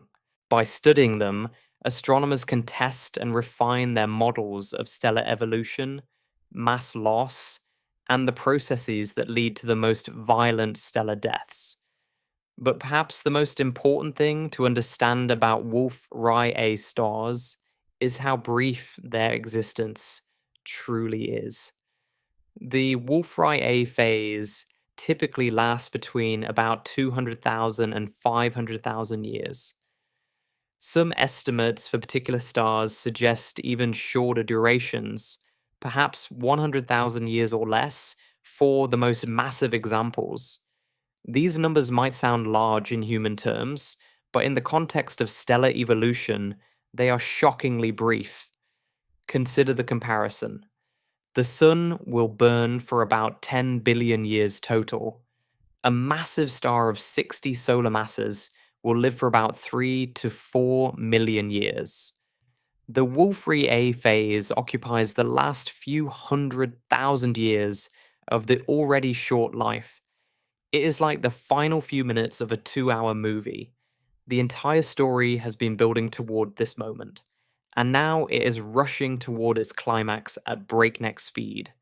The star is sprinting through its remaining fuel: helium burning, carbon burning, neon burning, oxygen burning, silicon burning, each stage faster than the last, each one more extreme, each one bringing the star closer to the moment when the fuel runs out and gravity wins its final victory. And here is the truly unsettling thing. During the Wolf-Rayet phase, as the star is burning through its advanced fuels at this accelerating pace, it is also still losing mass through its powerful wind. It is shedding material from the outside while consuming fuel from the inside. It is being eroded from both directions simultaneously. The mass of the star is dropping, sometimes rapidly, and the core is contracting and heating as it cycles through its burning stages. The star is converging on a critical point, the moment when the core is entirely iron and no further fusion is possible. At that point, the core will weigh somewhere between roughly 1.5 and 3 solar masses, depending on the star's history. It will be incredibly dense, incredibly hot, and completely out of fuel. When people look at a Wolf-Rayet star through a telescope, if they are fortunate enough to observe one, they are looking at something remarkable. Not just a hot, bright star, but a star in its death throes. A star that is already well into the final chapter of its existence. A star whose core is cycling through nuclear fuels at an accelerating rate, whose outer material is being blasted into space by radiation-driven winds, whose entire structure is unstable and volatile. They are looking at a star that might have only a few tens of thousands of years left to live, or a few thousand, or a few hundred. They are looking at a ticking clock, a cosmic bomb with a fuse that is already burning. This is what makes Wolf-Rayet stars so scientifically important. They are not just exotic curiosities, they are the immediate progenitors of some of the most violent events in the universe. The state of the star at the moment it dies, how much mass it has, how fast it is rotating, how stripped its envelope is, how compact its core is, all of these properties determine what kind of death it will experience. And these properties are all being set during the Wolf-Rayet phase. The violence of the death is being prepared during the violence of the life. The way the star loses its mass, the way its core evolves through successive burning stages, the way its internal structure changes and simplifies as layers are stripped away, all of this is prologue to what comes next. Think about it this way. The explosion of a massive star is not a random event. It is shaped by the entire prior history of the star, and especially by the final phase of its life. A star that dies with a thick hydrogen envelope will produce a different kind of explosion than a star that dies stripped to its bare core. A star that dies spinning slowly will produce a different outcome than one spinning rapidly. A star that has ejected dense shells of material in the centuries before its death will produce a different spectacle than one that has cleared the space around it. The Wolf-Rayet phase determines all of these parameters. It is the final tuning of the instrument, the last adjustment before the performance. And the performance, when it comes, will be spectacular. Whether the star produces a supernova, a hypernova, or a gamma ray burst, the nature of that final explosion is written in the details of the Wolf-Rayet phase. The stripping, the wind, the instability, the advanced nuclear burning, all of it converges towards a single, inevitable moment. The moment when silicon burning ends, the core fills with iron, fusion ceases, and the star can no longer hold itself up. That moment is approaching for every Wolf-Rayet star in the galaxy right now. 600 of them that we know about, scattered across the Milky Way, each one burning through its remaining fuel at an accelerating pace, each one shedding its remaining material into expanding nebulae, each one converging on the same final crisis. Some of them might have thousands of years left. Some might have centuries. Some might have decades. We cannot know precisely when any individual Wolf-Rayet star will reach the end. But we know it is coming. We know it is inevitable. And we know that when it does happen, the universe will feel it. Because the death of a Wolf-Rayet star is not a quiet event. It is not a gentle fading. It is an explosion of such force, such energy, such violence, that it can briefly outshine an entire galaxy. And in some cases, it can produce phenomena so extreme that they can be detected from billions of light years away. The star has spent its entire life building toward this moment. Every stage of nuclear burning, every episode of mass loss, every year of violent wind, all of it has been preparation.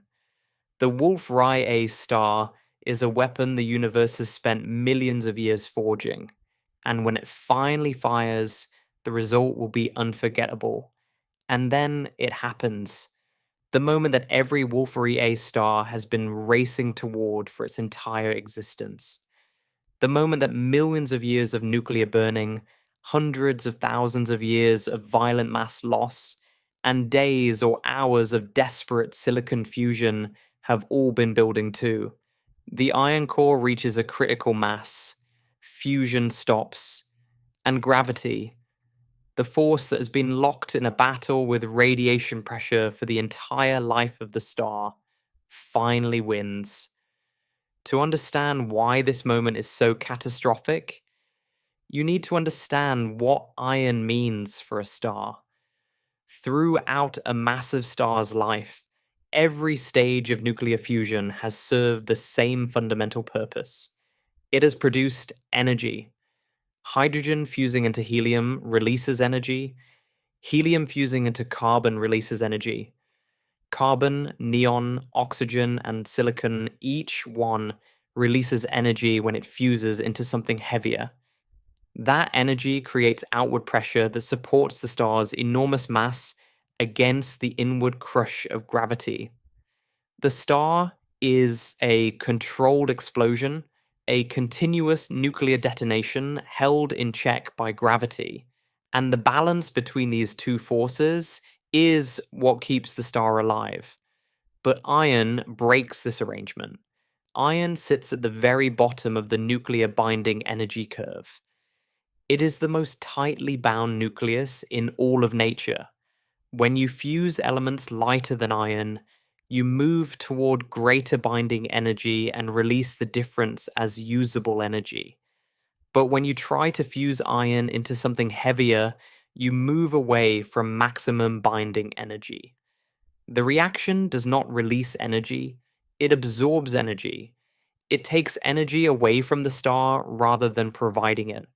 There is no nuclear reaction involving iron that can sustain a star. When silicon burning ends and the core is composed almost entirely of iron, the star's energy source simply ceases to exist. The outward pressure that has been holding the core up drops, and what follows happens with terrifying speed.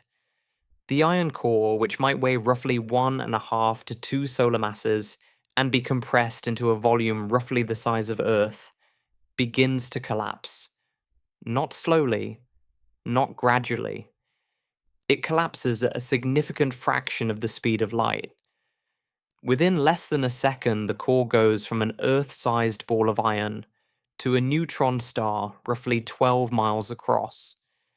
The material is compressed so violently that protons and electrons are forced together to form neutrons, releasing a flood of ghostly particles called neutrinos in the process.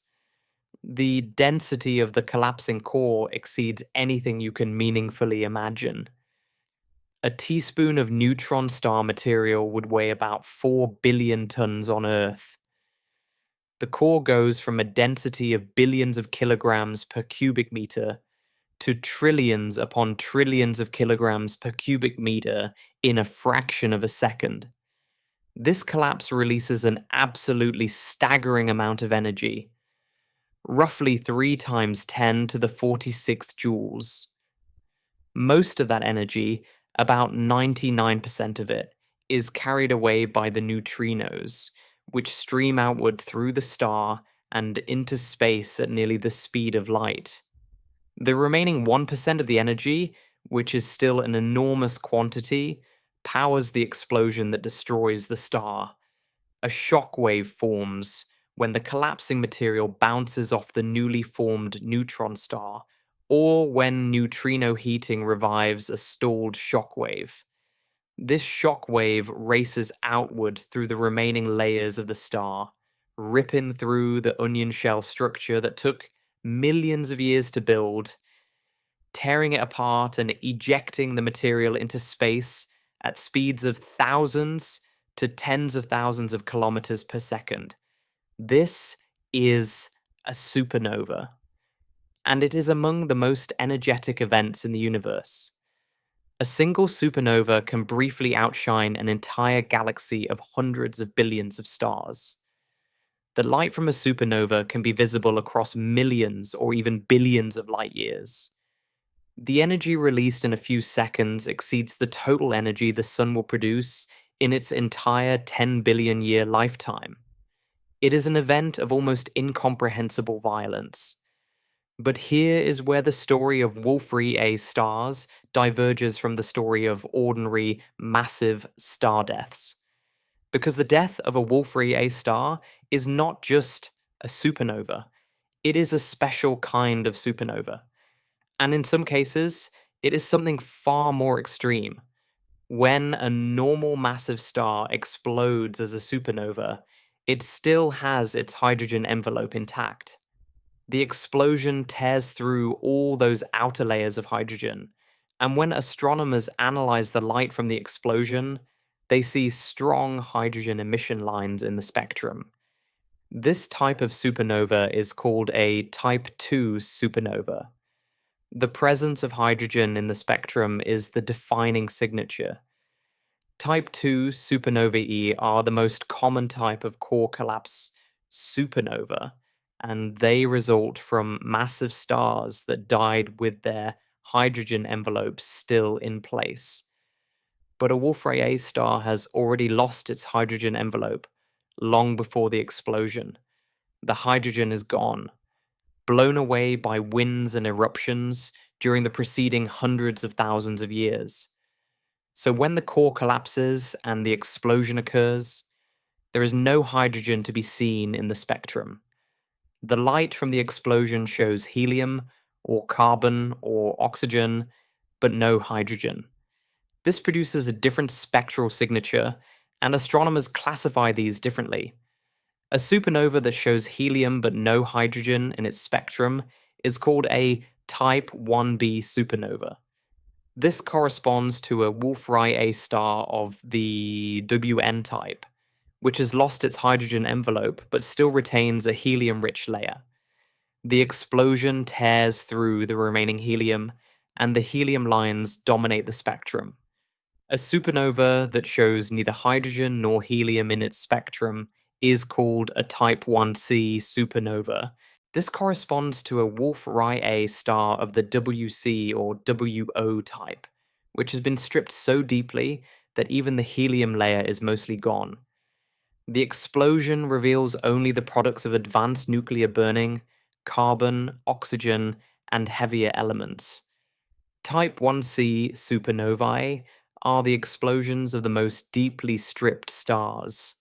Stars that have lost everything except their innermost core material.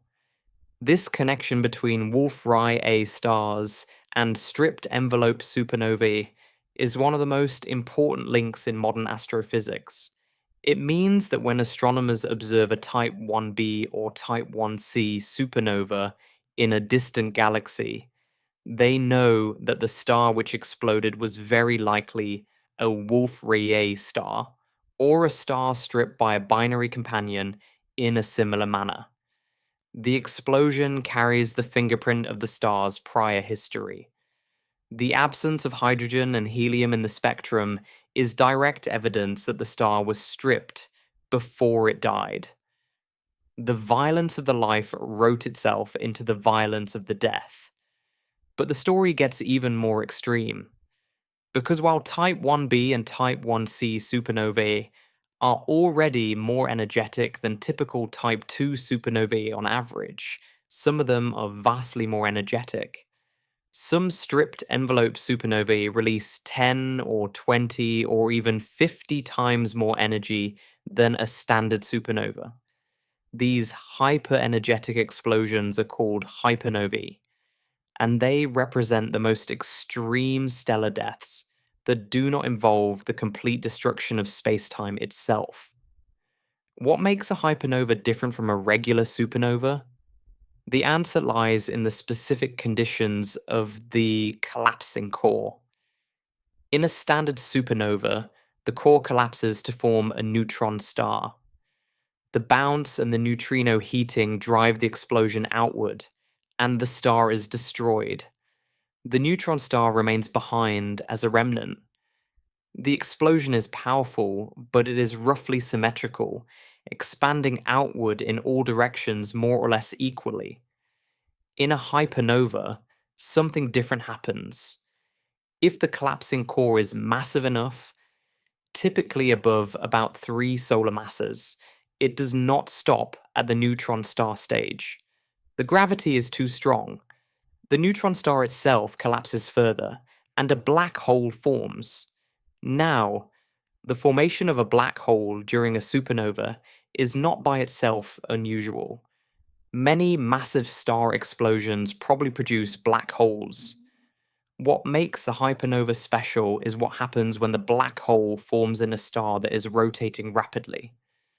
And this is where the Wolf-Rayet connection becomes critical. Wolf-Rayet stars, particularly those that have lost their outer layers through binary interactions, can retain a rapidly rotating core. When the outer envelope is removed, the conservation of angular momentum means the core can spin up, rotating faster and faster as it contracts. A rapidly rotating core collapsing to form a black hole creates conditions for one of the most violent phenomena in the known universe. This mechanism is called the collapsar model, and it was first proposed in detail by the astrophysicist Stan Woosley in the 1990s. Here is how it works. The core of the Wolf-Rayet star collapses and forms a black hole. But because the core is spinning rapidly, not all the surrounding material falls directly into the black hole. Material approaching from the equatorial plane, the plane perpendicular to the spin axis, has too much angular momentum to fall straight in. Instead, it forms a rapidly rotating disk of material around the black hole, called an accretion disk. This disk is incredibly hot and dense, heated by the enormous gravitational energy being released as material spirals inward. The accretion disk channels energy along the spin axis of the black hole, launching two narrow, incredibly powerful jets of material from the poles of the disk. These jets punch outward through the remaining layers of the star at velocities approaching the speed of light. They are focused, concentrated beams of energy and matter so intense that they bore through the star like cosmic blowtorches, erupting from the stellar surface and continuing outward into space. And when those jets break through the surface of the star and encounter the surrounding medium, they produce a burst of gamma radiation so intense that it can be detected from billions of light years away. This is a gamma ray burst, the most energetic type of explosion in the universe since the Big Bang. Let me be very clear about the energy scale involved here. A typical supernova releases roughly 10 to the 44 joules of kinetic energy alone, comparable to the total energy the sun will produce in its entire lifetime. And the kinetic energy is only about 1% of the total energy released. The full energy output of a core collapse, including the flood of neutrinos, is roughly 100 times greater still. A gamma ray burst can release a comparable amount of energy, but it concentrates it into two narrow jets, each covering only a tiny fraction of the sky. Because the energy is beamed rather than emitted in all directions, if one of those jets happens to point toward you, the apparent brightness is staggering. For the few seconds or tens of seconds that the burst lasts, a gamma ray burst can appear brighter than anything else in the observable universe. A single dying star, briefly outshining everything. Gamma ray bursts come in two varieties: short duration bursts, lasting less than about 2 seconds, are thought to result from the merger of two neutron stars, or a neutron star and a black hole. Long duration bursts, lasting anywhere from a few seconds to several minutes, are the ones connected to Wolf-Rayet stars. They are produced by the collapsar mechanism during the deaths of massive, stripped, rapidly rotating stars. The link between long-duration gamma-ray bursts and Wolf-Rayet star deaths was confirmed observationally in the late 1990s and early 2000s. In 1998, astronomers detected a gamma-ray burst, designated GRB 980425, and were able to pinpoint its location in a nearby galaxy. At that location, they found a supernova, designated SN 1998, BW, that was extraordinarily energetic. It was a Type 1c supernova, meaning the exploding star had been completely stripped of both hydrogen and helium, and its energy output was roughly 10 to 50 times greater than a typical supernova. It was a hypernova associated with a gamma ray burst, and the progenitor star showed every hallmark of having been a Wolf-Rayet star. This was a landmark discovery. It provided direct observational evidence for the collapsar model and confirmed that at least some long-duration gamma-ray bursts are produced by the deaths of Wolf-Rayet stars. Further confirmations followed. In 2003, another gamma-ray burst, GRB030329, was associated with a Type 1c supernova designated SN 2003DH. Again, the progenitor was a stripped star. Again, the explosion was enormously energetic. The pattern was becoming clear. Long-duration gamma-ray bursts are the deaths of Wolf-Rayet stars. The final, most extreme consequence of a lifetime of violent mass loss and rapid evolution. Not every Wolf-Rayet star produces a gamma-ray burst when it dies. The conditions have to be right. The core has to be massive enough to form a black hole rather than a neutron star. The core has to be rotating rapidly enough to form an accretion disk and launch jets. And the star has to be stripped deeply enough that the jets can punch through the remaining stellar material and escape into space. If the core is not spinning fast enough, or if the star retains too much material for the jets to penetrate, the result might be an unusually energetic supernova, but not a full gamma-ray burst. The gamma-ray burst represents the extreme end of a spectrum of possible deaths. The most violent outcome reserved for the most extreme progenitors. But even Wolf-Rayet deaths that do not produce gamma-ray bursts are extraordinary events. A Type 1b or Type 1c supernova from a Wolf-Rayet progenitor is still an immensely powerful explosion. The stripped nature of the star means the explosion has less material to push through, so the ejector can reach higher velocities. The lack of a hydrogen envelope means the light curve, the pattern of how the supernova brightens and fades over time, looks different from a Type 2 supernova. Stripped envelope supernova typically rise to maximum brightness faster and decline faster than hydrogen-rich supernovae because there is less material to trap and slowly release the explosion's energy. The material ejected in these explosions is rich in heavy elements: carbon, oxygen, silicon, iron, and everything in between. All the elements that were being produced in the star's onion shell core during its final days and hours are now flung into space at thousands of kilometers per second. This material spreads outward, mixing with the surrounding interstellar medium, enriching it with heavy elements that would not otherwise exist in the universe. And this brings us to what might be the most profound aspect of Wolf-Rayet stars and their violent deaths. They are not just engines of destruction, they are engines of creation. Every heavy element in the universe, every atom of carbon, oxygen, nitrogen, silicon, iron, every element heavier than hydrogen and helium was produced inside a star. The primordial universe, the universe as it existed shortly after the Big Bang, contained only hydrogen, helium, and tiny traces of lithium. That is all. No carbon, no oxygen, no iron, no calcium, no phosphorus, none of the elements that make up rocky planets, oceans, atmospheres, or living organisms. All of those elements had to be manufactured inside stars through nuclear fusion and then distributed into space through stellar winds and supernova explosions so that they could be incorporated into new generations of stars, planets, and ultimately life.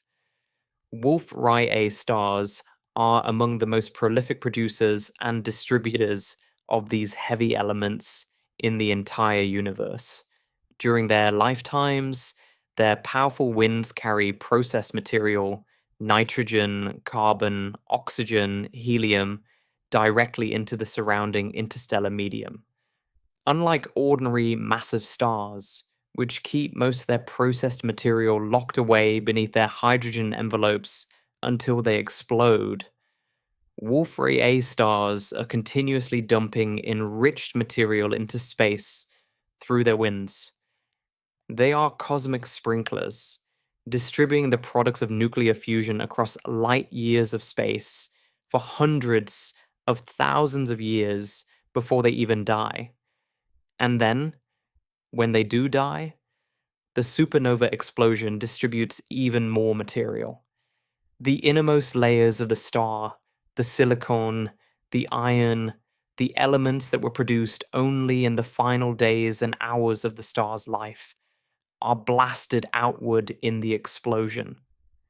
Material that was buried deep inside the star, material that would never have reached the surface through winds alone, is suddenly scattered across space at enormous velocities. The expanding supernova remnant, a shell of hot, fast-moving gas enriched with heavy elements, plows into the surrounding interstellar medium. It compresses the gas it encounters. It heats it. It sweeps it up into dense shells. And in those compressed regions, where the density and pressure have been increased by the passing shockwave, new stars can begin to form. The supernova remnant triggers the birth of new stars, stars that will incorporate the heavy elements produced by the dead Wolf-Rayet star. Those new stars might form planetary systems. Those planetary systems might include rocky planets. And those rocky planets might, given enough time and the right conditions, develop the chemistry necessary for life. This is the cosmic cycle of matter. Stars form from gas clouds. They burn nuclear fuel, producing heavy elements. They distribute those elements through winds and explosions. The enriched material forms new gas clouds, new stars form, new planets form, and over billions of years, the universe becomes progressively richer in heavy elements, progressively more complex, progressively more capable of supporting the chemistry of life. Wolf-Rayet stars are key players in this cycle. They are among the most massive stars, which means they produce the largest quantities of heavy elements. They are among the most efficient distributors of those elements, thanks to their powerful winds. And their violent deaths, their supernovae and hypernovae, are among the most powerful distribution events in the universe, scattering material across vast volumes of space and triggering the formation of new stellar systems. The iron in your blood was produced in the core of a massive star. The calcium in your bones was manufactured in a supernova explosion. The oxygen you are breathing right now was forged through helium burning in the deep interior of a star that died long before the sun was born. Some of those atoms may have passed through a Wolf-Rayet star. Some of them may have been blasted into space by the winds of a stripped, burning stellar core millions or billions of years ago. They drifted through space, mixed with other material, were swept into a collapsing gas cloud, and eventually ended up here, on Earth, in you. You are made of material that was processed inside stars. Stars that lived and died violently so that the elements necessary for your existence could be created and distributed. The violence of Wolf-Rayet stars is not just destruction. It is the means by which the universe builds complexity. Without these violent deaths, without the extreme mass loss and catastrophic explosions that scatter heavy elements into space, the universe would be a far simpler, far emptier, far less interesting place. There would be no rocky planets, no liquid water, no organic chemistry, no life. Something is staggering about this connection. A Wolf-Rayet star burning at 200,000 degrees, shedding its outer layers at thousands of kilometers per second, dying in a hypernova that briefly outshines a galaxy, seems like the most destructive thing imaginable. And it is destructive. The star is destroyed. Its neighborhood is sterilized by radiation. Any planets that might have orbited it are vaporized. For light years in every direction, the explosion rearranges the interstellar medium, compressing some regions and clearing others. The immediate aftermath is pure devastation. But from that devastation comes creation. The heavy elements scattered by the explosion seed the next generation of stars and planets. The compressed gas shells become nurseries for new stars. Destruction and creation are not opposites in the universe. They are partners. Each one feeds the other. Violence is the engine that drives the universe toward greater and greater sophistication over cosmic time. And Wolf-Rayet stars are perhaps the purest expression of this principle. They are stars that have been stripped to their essence, reduced to their most extreme and fundamental components, burning at the highest temperatures and luminosities possible, shedding their material continuously into space, and dying in the most violent explosions the universe can produce. They are brief. They are rare. They are unstable. But they are essential. Without them, the universe would be a colder, simpler, less remarkable place. There are Wolf-Rayet stars in our galaxy right now that will explode within the next few 100,000 years. Perhaps within the next few thousand years. We cannot predict exactly when. We cannot identify with certainty which one will go first, but we know it will happen. The iron cores are growing. The nuclear burning stages are accelerating. The clocks are ticking. When one of these stars finally dies, the explosion will be visible across the galaxy. If it is close enough, it will be visible in the daytime sky from Earth, a point of light suddenly appearing where no bright star existed before, rivaling the moon in brilliance, fading slowly over weeks and months as the expanding debris cools and disperses. If it is particularly energetic, if it produces a gamma ray burst, and if one of those jets happens to point in our direction, the effects could be more dramatic. The gamma radiation could affect Earth's upper atmosphere, depleting the ozone layer and exposing the surface to increased ultraviolet radiation from the sun. This is a real, if very unlikely, risk. The probability of a nearby Wolf-Rayet star producing a gamma ray burst aimed at Earth is extremely small, but is not zero. More likely, the next Wolf-Rayet supernova in the galaxy will be a distant spectacle, visible through telescopes and perhaps to the naked eye, but posing no danger to Earth. It will be a scientific event of extraordinary value, giving astronomers a front row seat to the death of a stripped, massive star, and allowing them to test their models of stellar evolution, mass loss, core collapse, and explosive nucleosynthesis in real time. Every neutrino detector on Earth will record the flood of neutrinos from the collapsing core. Every telescope will track the brightening and fading of the light curve. Every spectrograph will analyze the chemical composition of the expanding debris. It will be one of the most studied events in the history of astronomy. But beyond the science, there is something deeper to reflect on. Wolf-Rayet stars are a reminder that the universe operates on principles that are simultaneously beautiful and terrifying. The same processes that create the elements necessary for life also produce the most violent explosions in existence. The same stars that seed the cosmos with carbon and oxygen and iron also die in cataclysms that sterilize entire regions of space.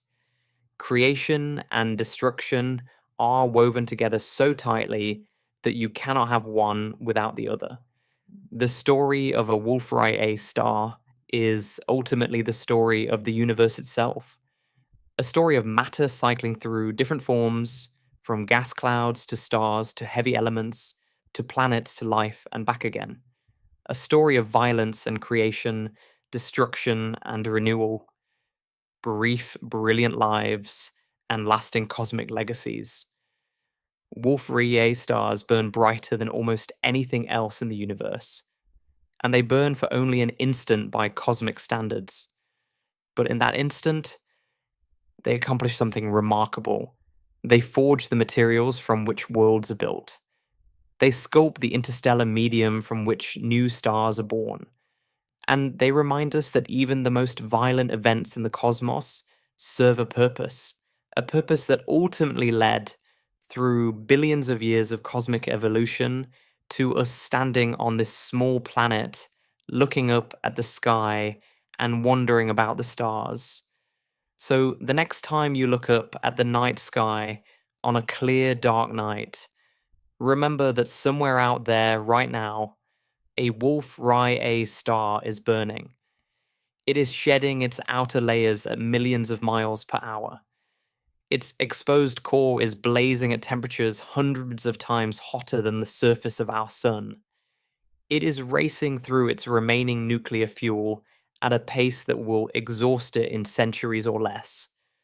And when it finally runs out of fuel, when the iron core collapses and gravity wins its final victory, the resulting explosion will be one of the most violent events the universe has ever produced. A burst of energy so intense it will briefly outshine a galaxy. A wave of heavy elements scattered across light years of space. A new beginning, born from a catastrophic end. That is what a Wolf-Rayet star really is.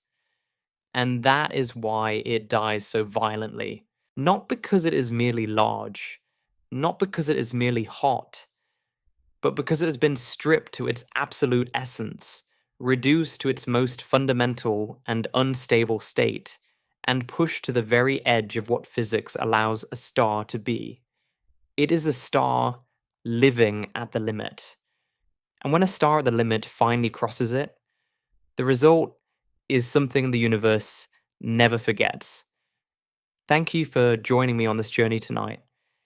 If you found this exploration valuable, a like or subscribe would mean a lot. It helps me keep making these deep explorations of the cosmos. Wolf-Rayet stars are rare, violent, brief, and beautiful.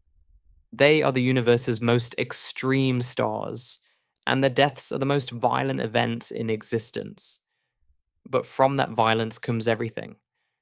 The elements in your body, the planet beneath your feet, the air in your lungs, all of it.